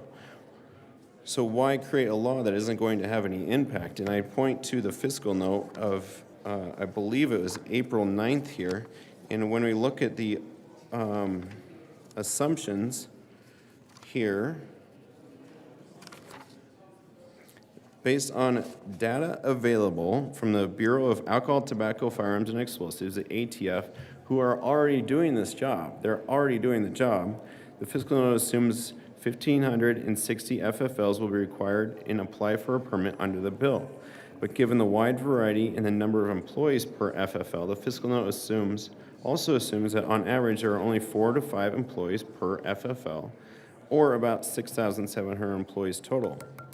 The fiscal note also assumes that findings will be made available for annual inspections because inspections are available portions under the bill. Funding for inspectors and adequate equipment could cost less than shown above. Funding for inspections will be set. And if you look at the comparable crime statistics here, the legislative council staff, they're always required to include certain information on the fiscal note for any bill that creates a new crime, changes the classification of existing crime, or creates a new factual basis for an existing crime. The following section will outline the comparable crime. The bill creates a new offense of dealing firearms without a permit and unclassified felony. To form an estimate on the prevalence of this new crime, the fiscal note analyzed the existing offense of a firearm dealer failing to keep required records of a comparable crime. So again, this is already being done. To form this fiscal note, the legislative council staff looked at the crimes already being done. This is creating a duplication of those already being done, so they already know essentially what's going to happen. And quoting the fiscal note from fiscal year 2020 to fiscal note 2023, one person has been sentenced or convicted of an existing offense. Therefore, the fiscal note, there will be minimal or no additional case filings or convictions. Again, let me state that because I don't think a lot of people are listening. It is assumed that there will be minimal or no additional case filings or convictions for the new offense under this bill. So we're creating an offense and we're creating a new law that will have no new people arrested for it. Because the bill is not expected to have a tangible impact on criminal justice. Wow, this is from our nonpartisan office. Because the bill is not expected to have a tangible impact on criminal justice-related expenditures or revenue at the state or local levels, of course, they're looking at the fiscal impacts. The potential impacts are not discussed further in this fiscal note. You can visit their website to learn more about criminal justice costs in fiscal notes. But essentially what the fiscal note is saying there is that we're creating a crime in which there will be no criminals. We're creating a new crime for a problem that does not exist And we know it doesn't exist because the federal government is already doing this, is already licensing these places, already inspecting them. And if there were a case where someone was not doing their job properly, the federal government would already be on top of that. We know that the federal government's doing it. We know the stats from the federal government. And the result is a level of state government here that is just simply burning good people, good men and women trying to help people, help families with their self-defense, help people learn how to shoot in many cases, and handle a firearm properly. And so I ask for a no vote on House Bill 1353. Senator Baisley. Thank you, Mr. Chairman. You know, this bill, what it does is it brings in a whole new requirement from the state that is duplicative of what the federal government is already requiring of arms dealers. Firearms dealers, excuse me, already must hold federal firearms license. So this is duplicative to the max. It creates a whole new, onerous, unnecessary, parallel state version of what they already have to comply with federally. So, but listen to how aggressive this is. As if things were not going along fine as they are with the federal requirements, this requires, excuse me, if the department, this new department, finds that a dealer failed to post, 1, a required notice about an unlawful purchase, or 2, report a suspected unlawful purchase, or 3, failed to make a required record, then the department issues a warning, but for a second offense, revokes the dealer's state permit. There's this much wiggle room for the dealers in this, just setting them up for failure, but that's not the only time. Also, if the department finds that the dealer has violated other federal, state, or local laws, then they will, for the first offense, issue a warning, and second offense, revoke the dealer's state permit. If, that's twice it says in this bill, and the third time repeats it again. If a dealer employs a person who is ineligible to possess a firearm or employs a person without conducting required background checks, the first time they'll issue a warning, and the second offense, revoke the dealer's state permit. There is no wiggle room for the 2,200 or so dealers in the state of Colorado who are already complying, doing God's work, doing good work, supporting people's constitutional rights to defend their castle and all the other purposes of the Second Amendment, hunting and defending against an onerous government. And now a whole new state requirement that has all these little tripwires that if they mess up twice, they're out of business. This is just coming down hard on good people who are doing good things for the good people of Colorado, and it's just infuriating to think that we're going to levy this onto all of those people, all those businesses that are supporting our constitutional rights in the state of Colorado, and to just put them on notice like this is just infuriates me. We got to vote no on 1353. Senator Will. Thank you, Mr. Chair, and I'll keep my comments brief, but, you know, this bill to me has no real purpose, none whatsoever, other than a fee for doing business in Colorado. And it only adds another layer of bureaucracy to law-abiding businesses. And if you're looking to drive gun shops out of Colorado, I can tell you gun buyers will just go to other states. And the criminals, if it's a crime thing, they don't buy their guns at legitimate gun shops anyway, and they'll still acquire those weapons at some other illegitimate source. And there's just no reason for this bill And I tell you what, this bill will not deter any crime whatsoever. I spent my entire life around gun shops and firearm dealers, and this bill does nothing. Every one of them that I've been around, these dealers are all compliant. So I'd ask for a no vote on this bill. Senator Van Winkle. Thank you, Mr. Chair, and I just echo those comments. The folks at work, and we heard lots of testimony and received much communication from the good men and women who work in our firearms industry in the state of Colorado. They are very highly trained. They are very highly trained already to check for any signs of anything that would be a precursor to, things like shadow purchases and things like that. There's already extensive training that these folks go through to detect things like a shadow purchase. They are trained to look for signs of drug use or alcohol use. They are trained to do these things, and of course, in the state of Colorado, before anyone can obtain a firearm, they must go through a CBI background check.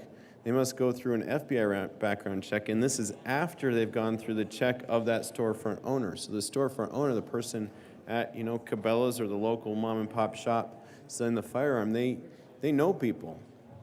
They understand. There's rules in Colorado against giving even if a bartender thinks that someone's too inebriated and they continue to serve them, and they get in a car accident, that bartender can be held accountable and liable. In the firearm space, it is there's dramatic more amount of training that goes into making sure that before even someone is allowed to look at firearms or be able to decide on their purchase of a firearm, that they're having that one-on-one interaction. Most oftentimes, it's with multiple employees, all checking whether this person is well-suited to purchase a firearm on that day. And then, of course, once they pass that check, they pick their firearm, which is usually, at least for many gun owners, they don't know exactly, at least for a first-time purchase, they need a lot of help. And so that's what the folks at the store will do and say, well, we want to make sure there's a firearm that suits you and your needs and what you're looking for. Then, of course, they must go through the Colorado Bureau of Investigation background check. That person then goes through the FBI background check before they can get their firearm. They then, after even they've passed all their background checks, there's still the 3-day waiting period. So for us to think that that storefront owner is doing something nefarious or there's some sort of evil going on for those storefront owners, it's again the General Assembly here vilifying the good actors in the law-abiding citizens of Colorado who are trying to make a living, who are trying to assist their fellow community member in defending themselves or their family, or assist them in getting the proper firearm for their self-defense, or for maybe their hunting needs. There could be someone that says, I'm going bear hunting for the first time. I've only hunted for this or that, or quail or whatever. What's the proper firearm? And they'll go into these stores, and the store owners and the store folks will help them out. They will help make sure they get the proper firearm for what they're looking for. And again, there's that CBI background check, there's the FBI background check, there's a 3-day waiting period, and there's all kinds of other things that we're not even going through here, that if I went back to Title 18, we could go through the things that you can't sell a firearm to someone who is experiencing even signs of depression. They look for signs of depression, they look for signs of alcoholism, they look for signs of drug use. Those aren't allowed, and of course, when a background check has gone through, there are many places throughout that background check where the person can get through the first 10 steps, and if the 11th step says, oh, this person's experiencing depression, they will get rejected from getting that firearm. And of course, there's also that 3-day waiting period where a firearm, if someone wants to purchase a firearm, they have to wait those 3 days. So there are so many steps before a citizen of the state of Colorado can exercise their Second Amendment right by purchasing a firearm, a right that shall not be infringed. There are so many steps that a citizen of Colorado has to go through, and that's not even if they want to be concealed carry permit owner. That takes months months to become a concealed carry permit holder, and that's outside this bill. So I won't speak to it, but I would just urge a no vote on this bill because, again, we're focusing all efforts on the good law-abiding citizens who are doing good work in the state of Colorado and not on the criminals who we so often let off with a slap on the wrist, or if they're convicted of a crime with a firearm, stealing a firearm, using a firearm in a crime, they're often let out of prison far too soon.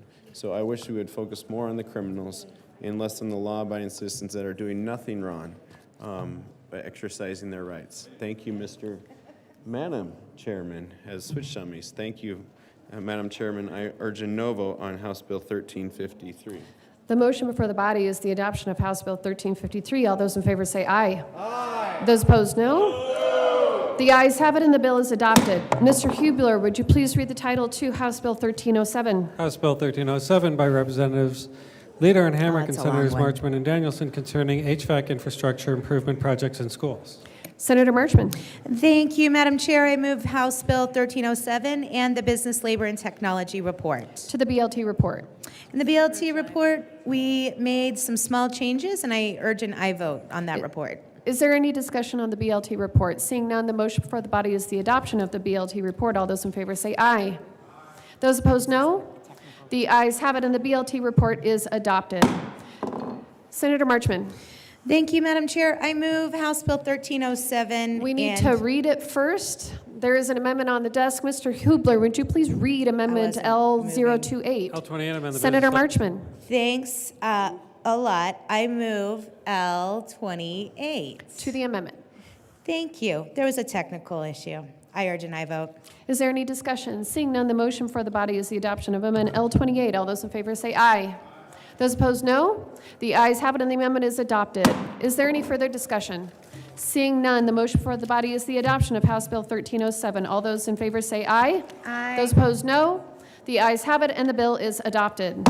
Majority Leader Rodriguez. Thank you, Madam Chair. I move that the Senate proceed out of order to take up Senate Bill 233. The motion is to proceed out of order and to take up Senate Bill 233. All those in favor say aye. Those opposed, no. The ayes have it, and we will proceed out of order. Mr. Hubler, would you please read the title to Senate Bill 233? I'm just doing 6 and 7. I already put them up. Oh, fine. Let's just go.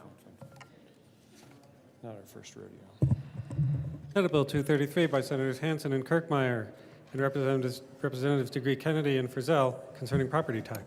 Senator Kirkmeyer. Thank you, Madam Chair. I move Senate Bill 233 And the appropriations report. and the appropriations report. Thank To you. the appropriations report. Senator Hansen. Yes, thank you very much, Madam Chair. In the Appropriations Committee, we appropriated the $10.1 million that is needed to backfill the counties that have negative AV growth because of the $55,000 residential exemption. I ask for an aye vote. Is there any discussion? Seeing none, the motion before the body is the adoption of the Appropriations Committee report. All those in favor say aye. Aye. Aye. Those opposed, no. The ayes have it, and the report is adopted. There is an amendment on the desk. Mr. Hubler, would you please read Amendment L6? L6 amendment. Senator Kirkmeyer. Thank you, Madam Chair. I move L006. To the amendment. Thank you, Madam Chair. This was at the bond lawyer's request. It's some cleanup language and deals with bonds. Is there any discussion? Ask for an aye vote. That's where you should stop right there. Seeing no discussion, the motion for the body is the adoption of Amendment L6. All those in favor say aye. Aye. Those opposed, no. The ayes have it, and the amendment is adopted. There is an amendment on the desk. Mr. Hubler, would you please read Amendment L7? L7 amend printed Senator bill page. Kirkmeyer. Thank you, Madam Chair. I move L007. To the amendment. L007 amends L006 that we just did and allows for an expiring TIF, so it doesn't count under the 5.5 cap. I ask for an aye vote. Is there any discussion? Seeing none, the motion for the body is the adoption of Amendment L7. All those in favor say aye. Aye. Those opposed, no. The ayes have it, and the amendment is adopted. There is an amendment on the desk. Mr. Hubler, would you please read Amendment L2? L2 amend printed bill Senator page. Hansen. Thank you very much, Madam Chair. I move L2. To the amendment. Yes, L2 puts the State Board of Equalization in charge, along with the Property Tax Administrator, of setting the residential assessment rate if the 60% ratio of local share is reached in the future. I ask for an adoption of L2. Is there any discussion? Seeing none, the motion before the body is the adoption of Amendment L2. All those in favor say aye. Aye. Those opposed, no. The ayes have it, and the amendment is adopted.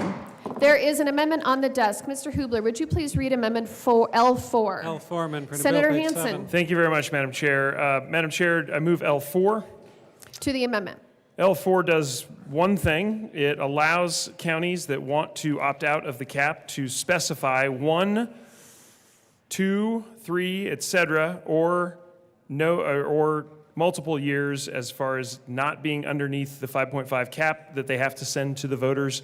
I ask for adoption of L4. Is there any discussion? Seeing none, the motion for the body is the adoption of L4. All those in favor say aye. Those opposed, no. The ayes have it, and the amendment is adopted. There is an amendment on the desk. Mr. Hubler, would you please read Amendment L5? L5, amend printed bill, page Senator 4. Hansen. Thank you. I move L5.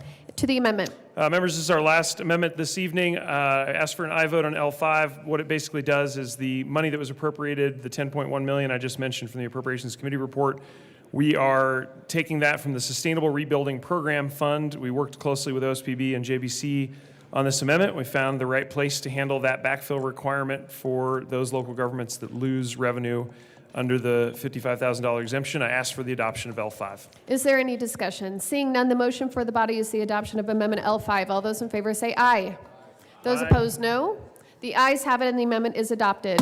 Is there any further discussion? Senator Kirkmeyer. Thank you, Madam Chair. I just want everybody to understand there's no surplus in this. There's no general fund reserves, no BS return, won't cripple our state budget, and we'll have $3.7 billion worth of tax relief over the next 3 years. We are delivering on our promise to bring property tax relief. Senator Hansen. It is. Thank you very much, Madam Chair. Just a couple of quick comments about Senate Bill 233. This is a bill that has been in motion for about 6 months. We started this work in December with the Property Tax Commission that we created during the special session. It was a 19-member commission, bipartisan. In fact, it had a majority Republicans as far as the membership goes. We started meeting in December. That then led to a series of 6 regional meetings all around the state. I had a chance to attend half of those.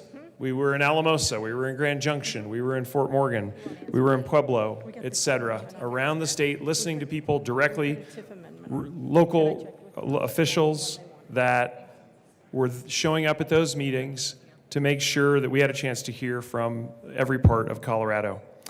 That work continued through January, February, and March. By March 15th, we had a set of 11 recommendations that were voted out.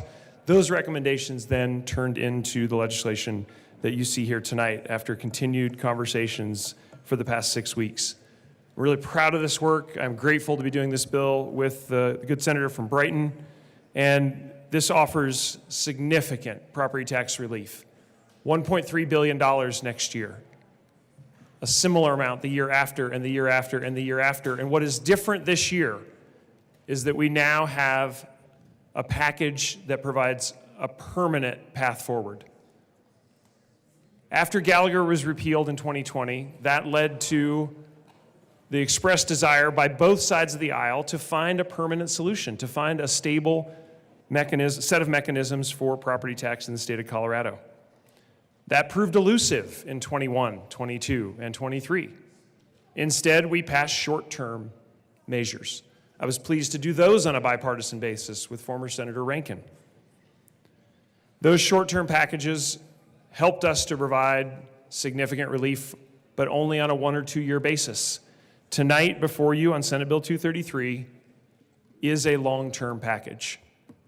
And I want to highlight one of the features of this bill that I think is extremely important, and that's that we are making sure to deliver extra relief to low and middle income families. How are we doing that? We are saying that the first 10% of the first $700,000 in property value is reduced off someone's tax bill. And that is important because it's like a Goldilocks solution. Last time around, we did $55,000 off the top. And that was great, but the problem is it was a little too much in counties where homes are between $100,000 and $200,000 on average. And it wasn't enough in places where values were higher. And so I think the changes we've made in this bill are important, they are significant, and this is a significant breakthrough, bipartisan cooperation to bring forward a permanent relief package for the state of Colorado. I urge your support. of Senate Bill 233 as amended. Senator Gonzalez. Thank you, Madam Chair. All I'm going to say about this policy is that the lead from Colorado Concern came to lobby, and I happened to run into him at the Capitol as I was heading down to Approps. And I was stunned that he came to lobby about this policy while wearing a full-blown tuxedo.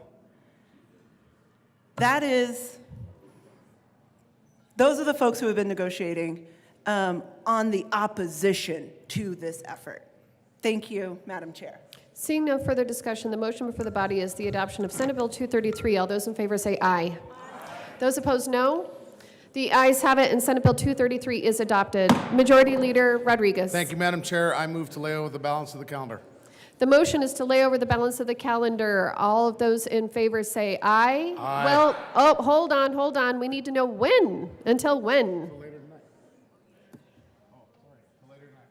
The motion is to lay over the balance of the calendar until later this evening. All those in favor say aye. Those opposed, no. The ayes have it, and we will lay over the balance of the calendar. Majority Leader Rodriguez. Thank you, Madam Chair. I move the committee rise and report. The motion is for the committee to rise and report. All those in favor say aye. Those opposed, no. The ayes have it, and we will rise and report.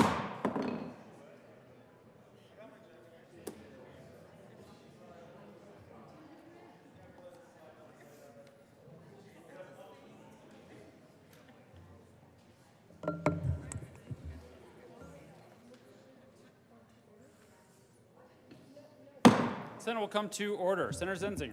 Thank you, Mr. President. Your committee has met and had a number of bills under consideration. Will the clerk please read the report? May 6, 2024, Mr. President, your committee of the whole begs leave to report it has had under consideration the following attached bills, being the second reading thereof, and makes the following recommendations thereon. Senate Bill 233 is amended, passed on second reading, in order engrossed and placed on the calendar for third reading and final passage. House Bill 1030 is amended. House Bill 1353, House Bill 1307 is amended, passed on second reading, in order revised and placed on the calendar for third reading and final passage. House Bill 1280, House Bill 1175, Senate Bill 130, House Bill 1230, House Bill 1270, House Bill 1302, Senate Bill 107, House Bill 1075, House Bill 1134, House Bill 1173, House Bill 1249, House Bill 1325, House Bill 1358, House Bill 1434, House Bill 1004, House Bill 1338, House Bill 1349, House Bill 1449, and House Bill 1468 laid over until May 6, 2024, and retaining their place on the calendar.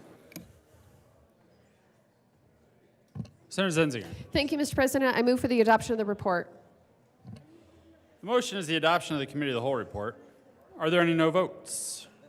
Senators Van Winkle, Baisley, Rich. With a vote of 32 ayes, 3 noes, 0 absent, 0 excused, the committee of the whole report is adopted. Senate Bill 233 is amended, passed, and second reading, in order engrossed and placed on the calendar for third reading and final passage. House Bills 1030 is amended. House Bill 1353, 1307 is amended, passed, and second reading, in order revised and placed on the calendar for third reading and final passage. House Bills 1280, 1175, Senate Bill 130, House Bill 1230, 1270, 1302, Senate Bill 107, House Bill 1075, 1134, 1173, 1249, 1325, 1358, 1434, 1004, 1338, 1349, 1449, 1468, laid over until May 6th, and retaining their place on the calendar.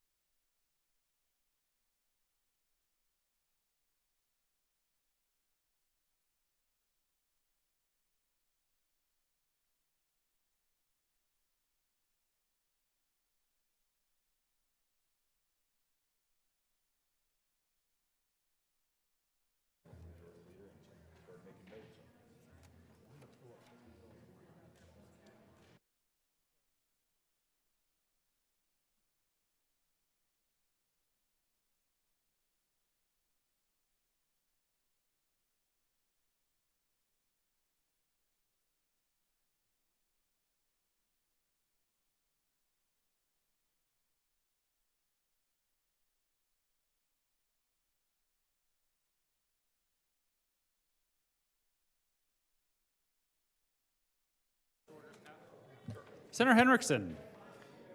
Thank you, Mr. President. I move the Senate resolve itself in the Committee of the Whole for consideration of special orders, second reading of bills. You have heard the motion. All those in favor say aye. Opposed, no. The ayes have it. The motion is adopted. The Senate will resolve itself in the Committee of the Whole for the consideration of the special order, second reading of bills, and Senator Henriksen will take the chair.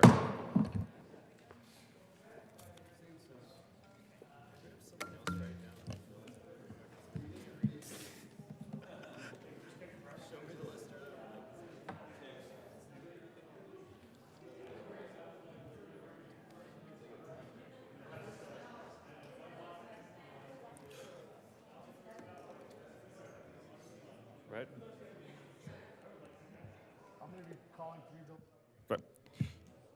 The committee will come to order and the court rule is relaxed for everybody. Majority Leader Rodriguez. Thank you, Mr. Chair. I move the Senate proceed out of order to take up House Bill 1302. The motion is for the committee to proceed out of order to take up House Bill 1302. All those in favor say aye. Aye. All those opposed, no. The ayes have it, and the committee will proceed out of order for consideration of House Bill 1302. Mr. Hubler, will you please read the title to House Bill 1302? House Bill 1302 by Representatives Parenti and Frizzell and Senator Hansen concerning information to real property owners regarding property taxes and connection therewith, making an appropriation. Senator Hansen. Thank you, Mr. Chair. I move House Bill 1302 on second reading, along with the Local Government and Housing Committee report. To the committee report. Thank you. Made a very small amendment to adjust one of the mistakes that was found by the drafter and urge the adoption of the report. Seeing no further discussion, the motion is the adoption of the committee report. All those in favor say aye. Aye. All those opposed, no. The ayes have it, and the committee report is adopted. To the bill. The motion is the adoption of House Bill 1302. All those in favor say aye. All those opposed, no. The ayes have it. House Bill 1302 is adopted. 1134.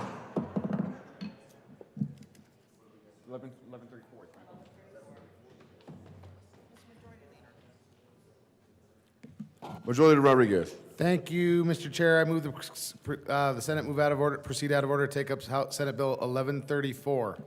The motion is to proceed out of order to hear House Bill 1134. All those in favor say aye. Opposed, no. The ayes have it. Proceed out of order to hear House Bill 1134. Would the clerk please read the title of House Bill 1134? House Bill 1134 by Representatives Weissman and Rudnell and Senator Henriksen concerning adjustments to existing income tax expenditures to reduce taxpayer burden and in connection therewith making adjustments to the credit for child and dependent care expenses, increasing the value of the earned income tax credit as a percentage of the federal credit for income tax years commencing on or after January 1, 2024, repealing obsolete provisions concerning the corporate income tax and making the state's corporate income tax more uniform compared to other states by replacing the current combined reporting standard with the multi-state tax commission standard and modifying the computation of the receipts factor to make it more congruent with the unitary business principle. Senator Henriksen. Thank you, Mr. Chair. I move House Bill 1134 and the Appropriations Committee report. To the Appropriations Committee report, Senator Henriksen. The Appropriations Committee report made a reduction from the originally introduced bill, and I ask for an aye on the Appropriations Committee report. The motion is the adoption of the Appropriations Committee report. All those in favor say aye. Aye. Opposed, no. The ayes have it. The Appropriations Committee report is adopted. As a member of the desk, would the clerk please read L12? L12, amend the Appropriations Committee report dated May 4, 2024, page 193, after then insert 3N. Senator Henriksen. Thank you, Mr. Chair. I move House Bill 1134, and I move L12 to House Bill 1134. To the amendment.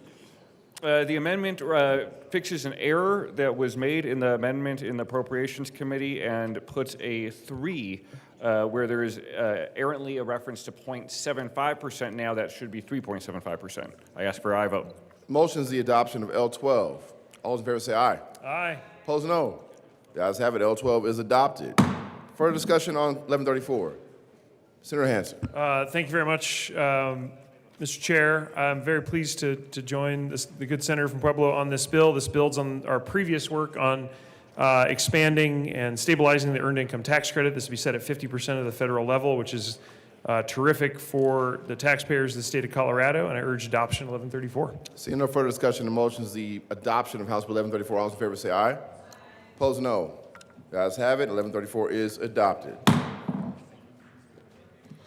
Majority Leader Rodriguez. Thank you, Mr. Chair. I move that the Senate proceed out of order to take up House Bill 10004. The motion is to proceed out of order for consideration of House Bill 1004. All those in favor say aye. Aye. All those opposed, no. The ayes have it, and the committee will proceed out of order for consideration of House Bill 1004. Senator Coleman. Mr. Hubler, will you please read the title to House Bill 1004? House Bill 1004 by Representatives Bacon and Byrd and Senator Coleman concerning the ability of ex-offenders to receive authorization to practice in state-regulated occupations and in connection therewith making an appropriation. Senator Coleman. Thank you, Mr. Chair. I move House Bill 1004. Senator Baisley. Thank you, Mr. Chairman. We heard this in committee. I think this is a kind bill that helps us to give people another chance who otherwise would not have one, and it's specific to people who would not harm their occupation, their industry, if they continued on it, working in there. It's not violent people. This is a very good bill, and I appreciate the good senator from Denver for bringing it. Denver, I got that right? And I urge a aye vote. The motion is the adoption of House Bill 1004. All those in favor say aye. Aye. All those opposed, no. The ayes have it. 1004 is adopted.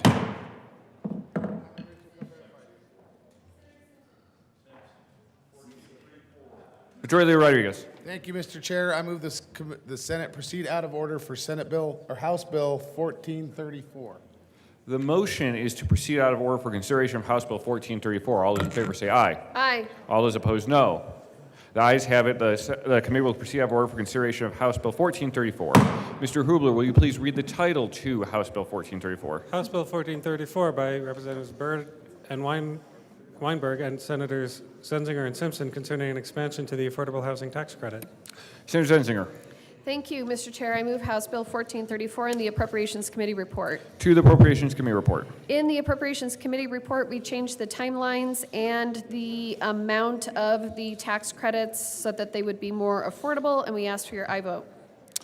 The motion is the adoption of the Appropriations Committee report. All those in favor say aye. Aye. Aye. All those opposed, no. The ayes have it. The Appropriations Committee report is adopted. To the bill. The motion is the adoption of House Bill 1434. All those in favor say aye. All those opposed, no. The ayes have it. 1434 is adopted. Majority Leader Rodriguez. Thank you, Mr. Chair. I move to lay over the balance of the calendar until Tuesday, May the 7th. The motion is to lay over the balance of the calendar until Tuesday, May 7th. All those in favor say aye. Aye. All those opposed, no. The ayes have it, and the remainder of the calendar will be laid over till Tuesday.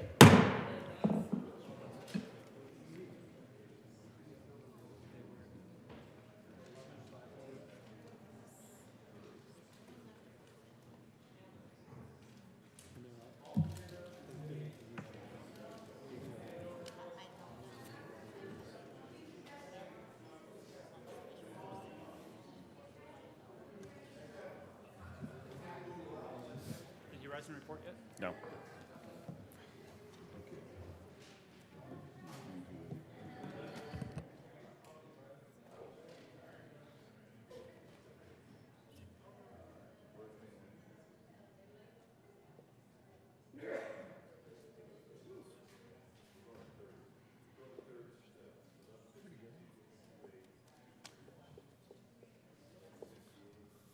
Majority Leader Rodriguez. Thank you, Mr. Chair. I move the committee rise and report. The motion is for the committee to rise and report. All those in favor say aye. All those opposed, no. The ayes have it. The committee will rise and report.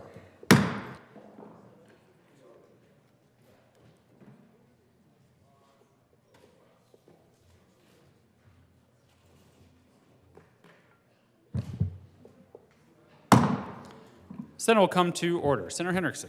Thank you, Mr. President. The Committee of the Whole has had a number of bills under consideration. Mr. Hubler, will you please read the report?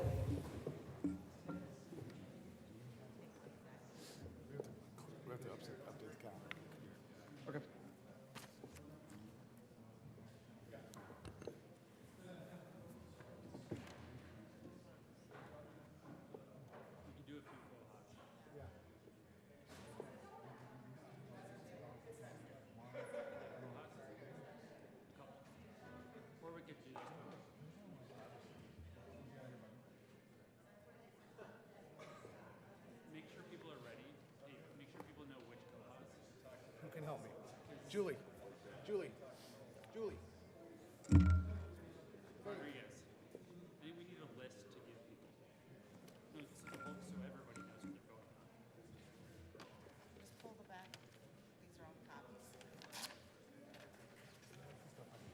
He's gonna pull some more if I second. I'm sorry? Okay. We need your help. We're gonna do 3/3. We're gonna do these 3/3. After that, we're gonna do council minutes. We're passing out to people. Out of the order. That order that I'm giving to. Oh, okay, well, that's okay. That's okay. Tomorrow. Hanson and Fedberg.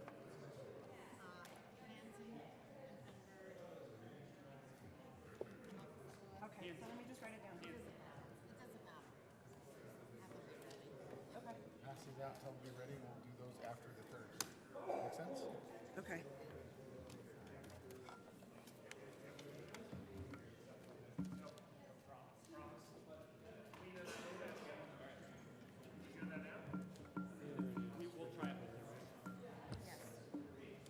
May 6, 2024, Mr. President, your Committee of the Whole begs leave to report it has had under consideration the following attached bills, being the second reading thereof, and makes the following recommendations thereon. House Bill 1302 is amended. House Bill 1134 is amended. House Bill 1004, House Bill 1434 is amended, passed on second reading in order to revise and place on the calendar for third reading and final passage. House Bills 1280, 1175, Senate Bill 130, House Bill 1230, House Bill 1270, Senate Bill 107, House Bill 1075, House Bill 1173, House Bill 1249, House Bill 1325, House Bill 1358, House Bill 1338, House Bill 1349, House Bill 1449, House Bill 1468, laid over until May 7, 2024, and retaining their place on the calendar. Senator Hendrickson. Thank you, Mr. President. I move for the adoption of the report. The motion is the adoption of the Committee of the Whole report. Are there any no votes? With a vote of 35 ayes, 0 no, 0 absent, 0 excused, Committee of the Whole report is adopted.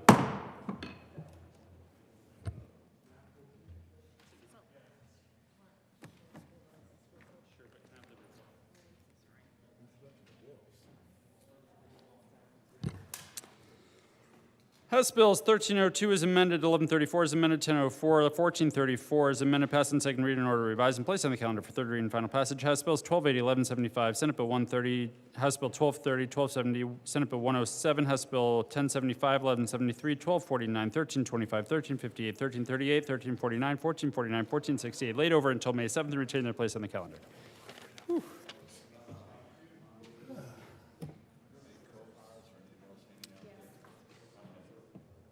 Am I doing this now? I'll do this at the end. We're doing co-housing. Mr. Majority Leader. Thank you, Mr. President. I move that the Senate proceed out of order to take up some third reading of bills, final passage. The motion is for the Senate to proceed out of order for third reading of bills, final passage. All those in favor say aye. Opposed, no.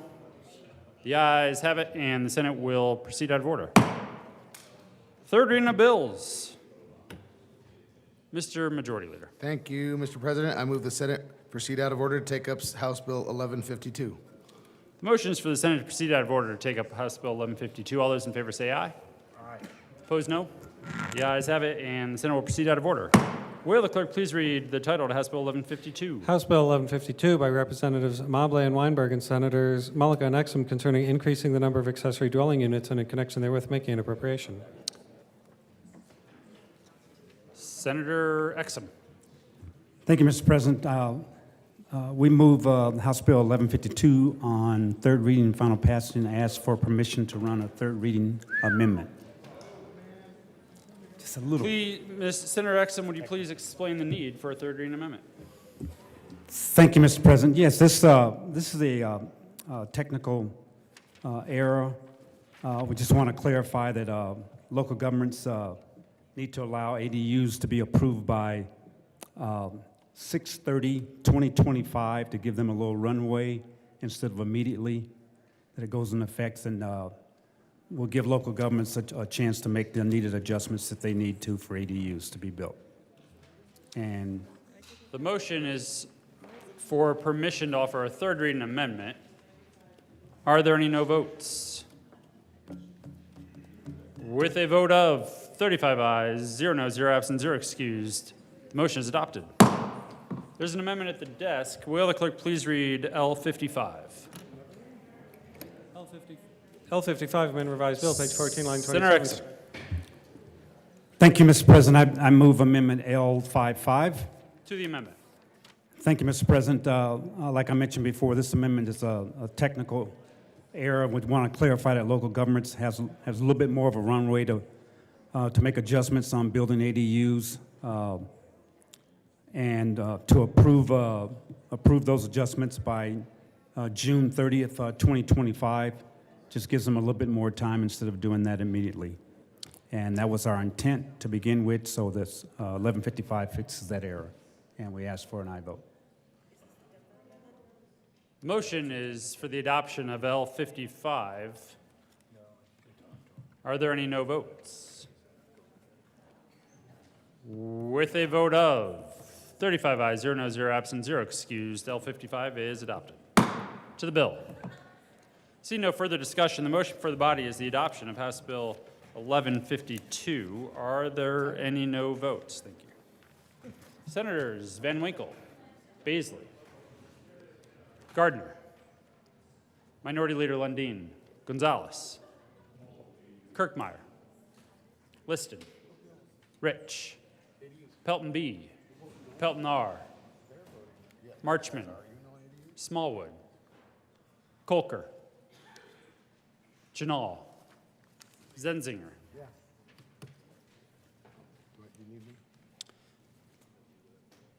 With a vote of 20 ayes, 15 noes, 0 absent, 0 excused, House Bill 1152 is passed. Co-sponsors.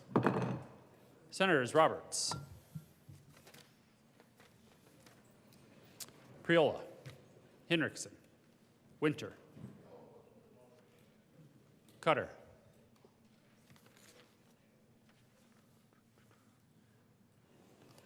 Mr. Majority Leader.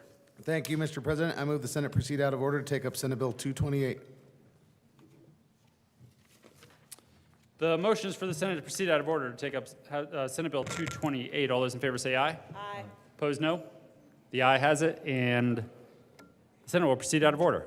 Will the clerk please read the title of Senate Bill 228? Senate Bill 228 by Senators Malika and Lundin and Representatives Degree, Kenny, and Pugliese concerning mechanisms to refund excess state revenues and in connection therewith making an appropriation. Senator Malika. Thank you, Mr. President. I move Senate Bill 228 on third reading and final passage. Is there any discussion? Seeing none, the motion for the body is the adoption of Senate Bill 228. Are there any no votes? With a vote of 35 ayes, 0 no, 0 absent, 0 excused, Senate Bill 228 is adopted. Co-sponsors, Senators Roberts, Kirkmeyer, Priola, Pelton B, Rich, Gardner, Simpson, Pelton R, Will, Van Winkle, Liston, Baisley, Smallwood, Marchman,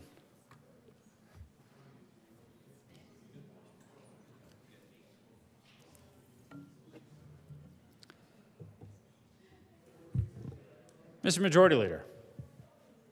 Thank you, Mr. President. I move that we proceed out of order to take up Senate Bill 231. The motion is for the Senate to proceed out of order to take up Senate Bill 231. All those in favor say aye. Opposed, no. Just for that? The ayes have it, and the Senate will proceed out of order. Will the clerk please read the title to Senate Bill 231? Senate Bill 231 by Senators Rodriguez and Gardner and Representatives Snyder and Frizzell concerning implementing consensus recommendations on the Liquor Advisory Group convened by the Department of Revenue to conduct a comprehensive review of Colorado's liquor laws and in connection therewith making an appropriation. Senator Gardner. Thank you, Mr. President. I move Senate Bill 231 on third reading and final passage. Is there any discussion? Seeing none, the motion for the body is the adoption of Senate Bill 231. Are there any no votes? Just got really quiet. With a vote of 35 ayes, 0 no, 0 absent, 0 excused, Senate Bill 231 is passed. Co-sponsors. Paul said no. Paul said no. Senators Van Winkle,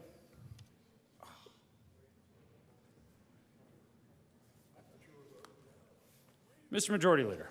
Thank you, Mr. President. I move to lay over the balance of third reading calendar until Tuesday, May the 7th. Motion is to lay over the balance of the third reading of bills calendar until tomorrow. All those in favor say aye. Aye. Opposed, no? The ayes have it, and the balance of the third reading of bills calendar will lay over until tomorrow.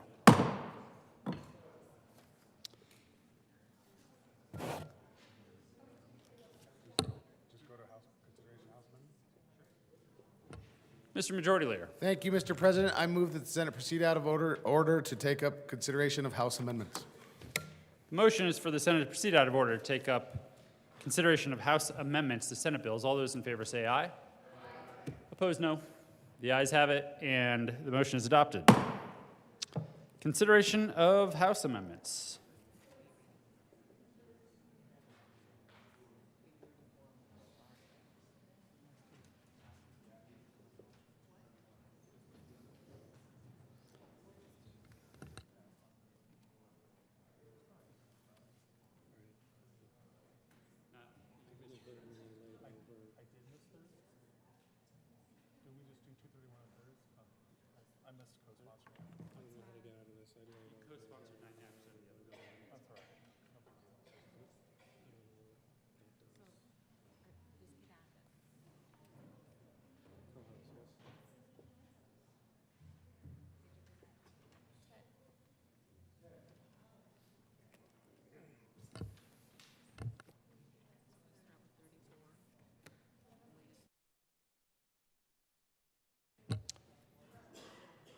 Will the clerk please read the title to Senate Bill 34?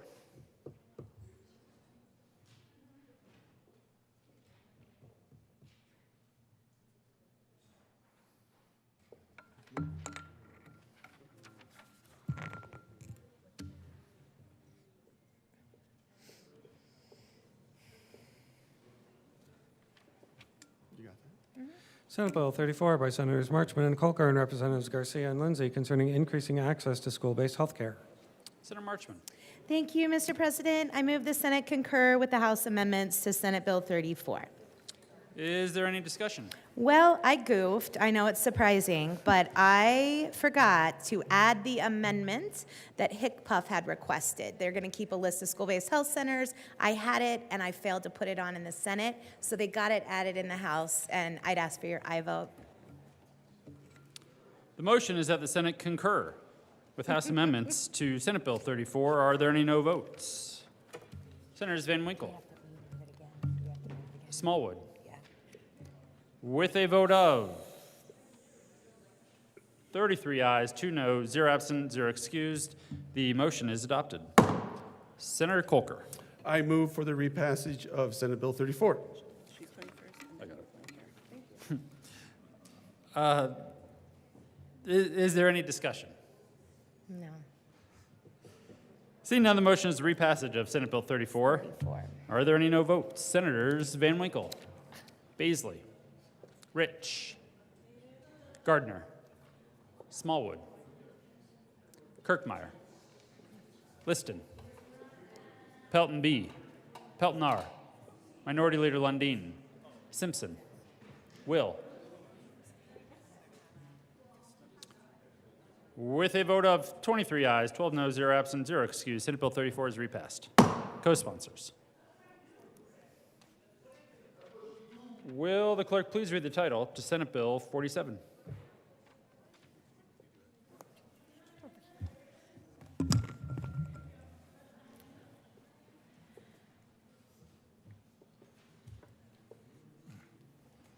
Senate Bill 47 by Senators Hakazos and Pirola and Representatives Young and Epps concerning the prevention of substance use disorders and in connection therewith making an appropriation.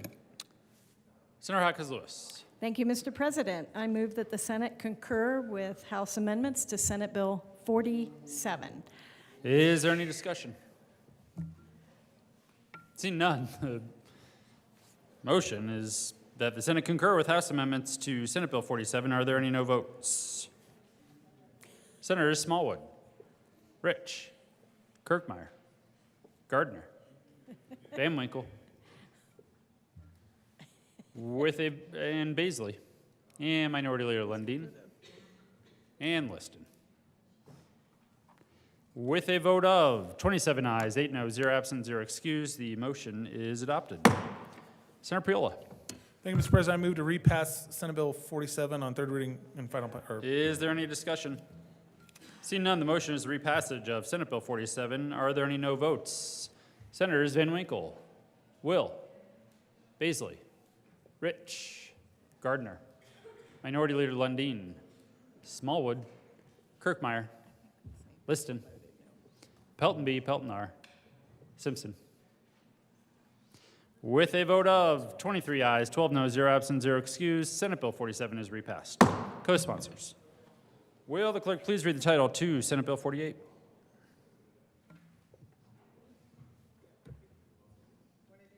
I'm doing 48. Senate Bill 48 by Senator Priola and Representatives Degree, Kennedy, and Lynch concerning recovery from substance use disorders and in connection therewith making an appropriation. Senator Priola. Thank you, Mr. President. Members, I move to concur with House amendments to Senate Bill 48. Is there any discussion?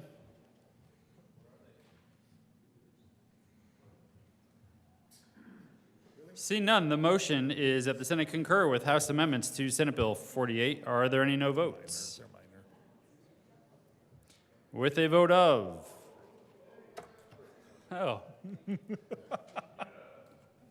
Hello. It's my Senators Van Winkle, Will, Baisley, Rich, Gardner, Minority Leader Lundin, Smallwood, Kirkmeyer, Liston, Pelton B, Pelton R, Simpson, Henriksen.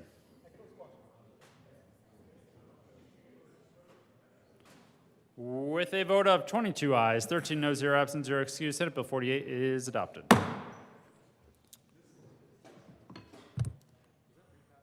Repassage now. In fact, that motion was to concur with House amendments to the Senate Bill 48, and now Senator Priola. Thank you, Mr. President. Members, I move to repass Senate Bill 48. Is there any discussion? Senator Van Winkle. Thank you, Mr. President. The reason I voted against the House amendments is because, one, it says the group needs to meet many more times. And then it also says that this is a House amendment. The Department of Education is not required to provide advance notice to a school district or charter school before implementing the bill, basically. I was a no vote previously, and I'm even more so an adamant no vote now. Thank you, Mr. President. Seeing no further discussion, the motion is the repassage of Senate Bill 48. Are there any no votes?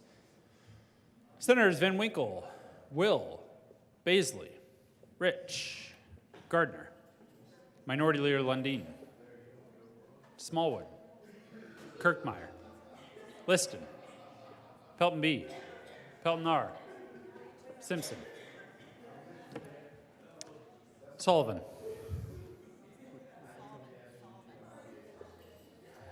With a vote of 22 ayes,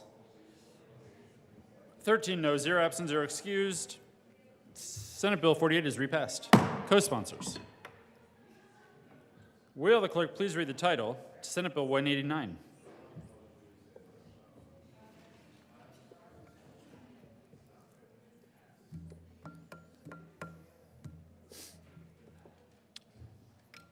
Senate Bill 189 by Senators Fields and Hansen, Representatives Weissman and Soper concerning gender-related changes to crimes that involve bias. Senator Fields. Thank you, Mr. President. I move that the Senate concur with the House amendment to Senate Bill 189. Is there any discussion?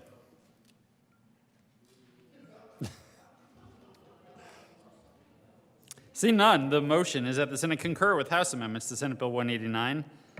Are there any no votes? Senators Van Winkle, Baisley, Rich, Gardner, Minority Leader Lundin, Kirkmeyer, Liston, Will. Pelton B. Pelton R. Simpson.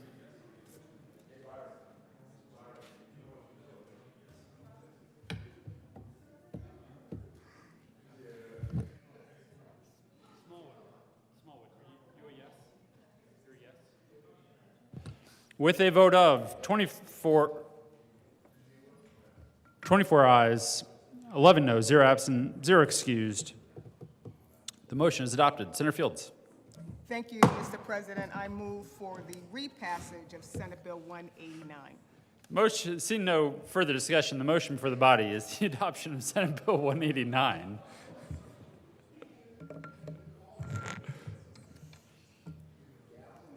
Are there any no votes? Senators Will, Baisley, Van Winkle, Minority Leader Lundin, Rich, Gardner, Smallwood, Kirkmeyer, Liston, Pelton B, No. Pelton R, Simpson. With a vote of 23 ayes, 12 noes, 0 absent, 0 excused, Senate Bill 189 is repassed. Co-sponsors. Will the clerk please read the title to Senate Bill 195?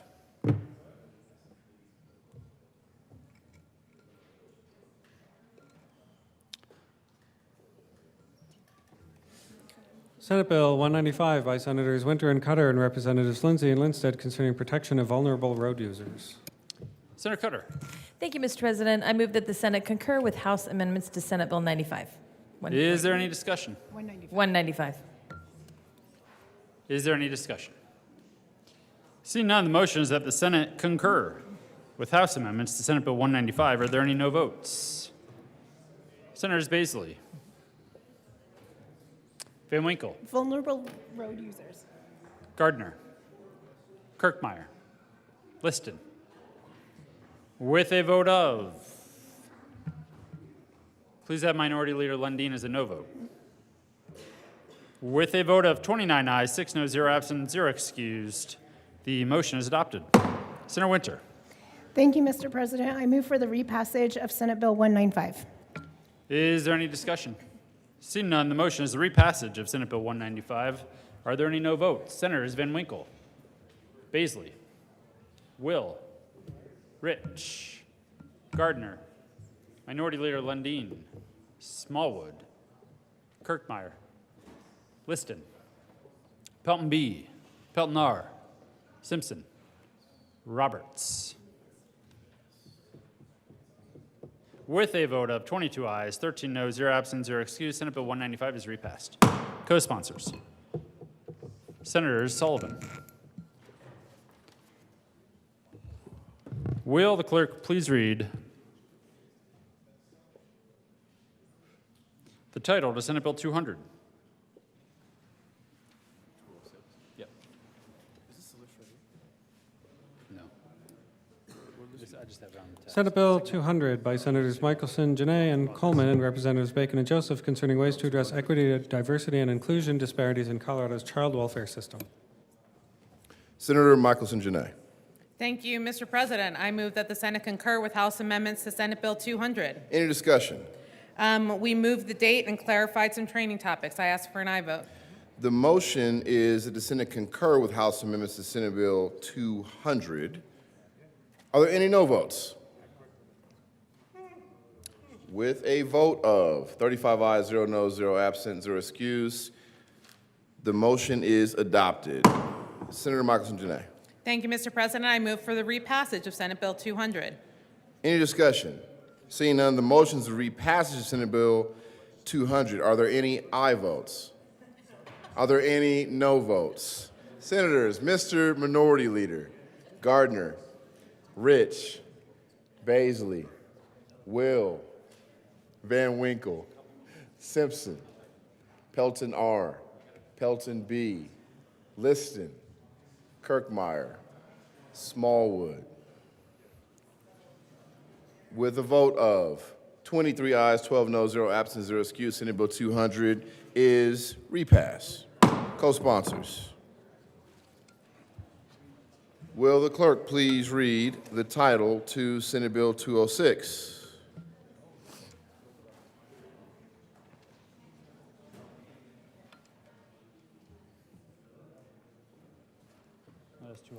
Senate Bill 206 by Senator Fenberg and Representatives McCluskey and Ortiz concerning the Capitol Complex Renovation Fund. Senator Fenberg. Thank you, Mr. President. I move that the Senate concur with House amendments to Senate Bill 206. Any discussion? The House added a reference to another statute that is about discrimination or ADA accessibility for the Capitol. Seeing no further discussion, the motion is that the Senate concur with House amendments to Senate Bill 206. Are there any no votes? With a vote of 35 ayes, 0 noes, 0 absent, 0 excused, the motion is adopted. Senator Fenberg. Thank you, Mr. President. I move for the repassage of Senate Bill 206. Any discussion? Seeing none, the motion is the repassage of Senate Bill 206. Are there any no votes? With a vote of 35 ayes, 0 noes, 0 absent, 0 excused, Senate Bill 206 is repassed. Co-sponsors. Will the clerk please read the title to Senate Bill 218?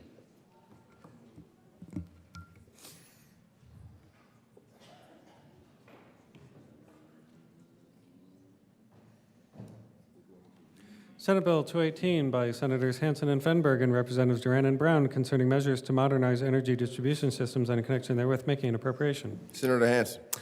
Thank you, Mr. President. I move that the Senate concur with the House amendment to Senate Bill 218. Any discussion? Senator Hansen. Yeah, let me tell you about the big amendment they did in the House. They reduced the fiscal note by $100,000 and reduced the FTE by 1.5, getting it to 3.5. Great amendment. Vote yes. The motion is that the Senate concur with House amendments to Senate Bill 218. Are there any no votes? With a vote of 35 ayes, 0 noes, 0 absent, 0 excused, the motion is adopted. Senator Hansen. Thank you, Mr. President. I move for the repassage of Senate Bill 218. The motion is the repassage of Senate Bill 218. Are there any no votes? Senators, Mr. Minority Leader, Rich, Baisley, Will, Pelton R., Pelton B., Liston, Smallwood. With a vote of 27 ayes, 8 noes, 0 absent, 0 excused, Senate Bill 218 is repassed. Co-sponsors. Will the clerk please read the title of Senate Bill 229?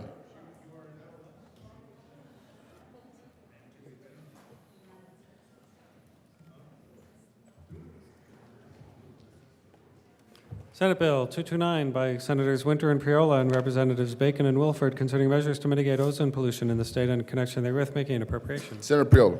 Thank you, Mr. President. Members, I move to concur with House amendments to Senate Bill 229. Any discussion?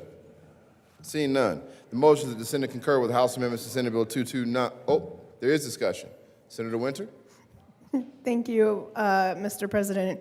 The peanut gallery wanted to know what the amendment actually was. It was to fix the appropriation, and it was a technical amendment. Seeing no further discussion, the motion is the Senate concur with the House amendments to Senate Bill 229. Are there any no votes? Senators Rich, Baisley, Will, Gardner, Mr. Minority Leader, Van Winkle, Simpson, Pelton R., Pelton B., Liston. With a vote of 25 ayes, 10 noes, 0 absent, 0 excused, the motion is adopted. Senator Winter. Thank you, Mr. President. I move for the repassage of Senate Bill 229. The motion is a repassage of Senate Bill 229. Are there any no votes? Senators, Mr. Minority Leader, Rich, Baisley, Will, Van Winkle, Simpson, Pelton R., Pelton B., Liston, Kirkmeyer, Smallwood, Gardner. With a vote of 23 ayes, 12 noes, 0 absent, 0 excused, Senate Bill 229 is repassed. Co-sponsors.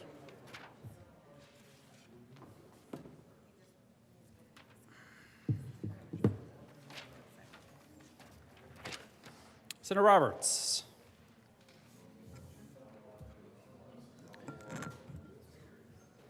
Thank you, Mr. President. I request that the Conference Committee on House Bill 1135 be given permission to go beyond the scope of the differences between the two houses. The motion for the body is to grant permission to the conferees on the first conference committee on House Bill 1135 to go beyond the scope of the differences between the two houses. All in favor say aye. Opposed, no. The ayes have it, and permission is granted. Good luck.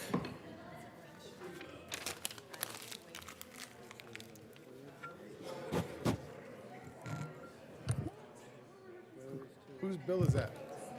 Huh? Whose bill is it? Who?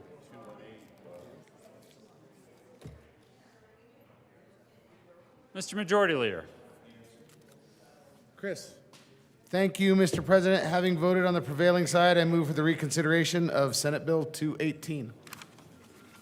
The motion is for the reconsideration of Senate Bill 218. All those in favor say aye. Opposed, no. The ayes have it. The motion is adopted and reconsideration is granted. Will the clerk please read the title of Senate Bill 218? Senate Bill 218 by Senators Hansen and Fenberg and Representatives Duran and Brown concerning measures to modernize energy distribution systems and in connection therewith making an appropriation. Senator Hansen. Thank you, Mr. President. I move for the repassage of Senate Bill 218. Is there any discussion? Seeing none, the motion is the repassage of Senate Bill 218. Are there any no votes? Senators Will, Baisley, Rich, Gardner, Lundin, Smallwood, Kirkmeyer, Liston, Pelton B, Pelton R,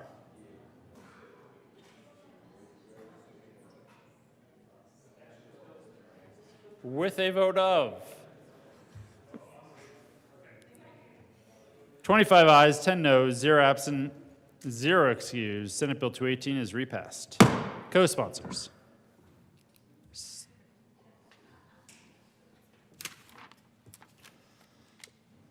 Announcements.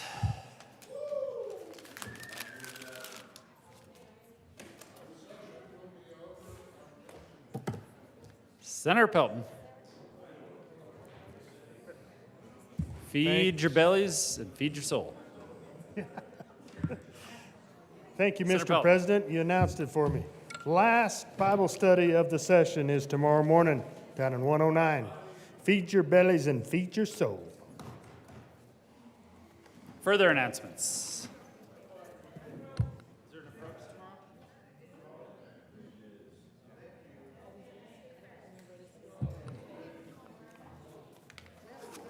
Senator Bridges.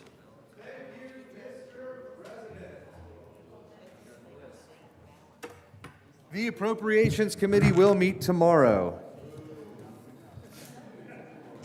For the first time, for the last time. For the last time? Well, we'll see how the day goes. Yeah. There's a bill in committee that we may come to. Tomorrow at 8:30 a.m. over at LSBB, we will meet and hear House Bills 1137, 1223, 1340, 1447, 1457, 1470, 1006, 1142, 1219, 1245, 1369, and any other bills that may be on our calendar or referred to, or all of those things. There may be more. Senator Malika. What? Me? Yeah. Senator Malika. Thank you, Mr. President. Members, Senate Finance Committee will meet tomorrow for action on House Bill 1373 and any other potential bills that are assigned upon adjournment. Senator Coleman. Thank you very much, Mr. President. Members, tomorrow State Vet and Military Affairs will be meeting to hear whatever bills are assigned in committee upon adjournment in Old Supreme Court. Thank you. Senator Henderson. Thank you, Mr. President. The first conference committee on House Bill 1273 will be meeting tomorrow at 8:30 a.m. at House Committee Room 107. Mr. Majority Leader. Thank you, Mr. President. If everybody's left, text your friends. Tomorrow there will be dinner Mediterranean at 5:30 for everybody again. I'm sure you'll all ask. I'll have to remind you 3 or 4 times tomorrow. Thank you, Cindy. On that note, Mr. President, I move the Senate adjourn until Tuesday, May the 7th at 9 a.m. You have heard the motion. All those in favor say aye. Opposed, no. The ayes have it. The Senate will adjourn until tomorrow, Tuesday at 9 a.m. May 7th.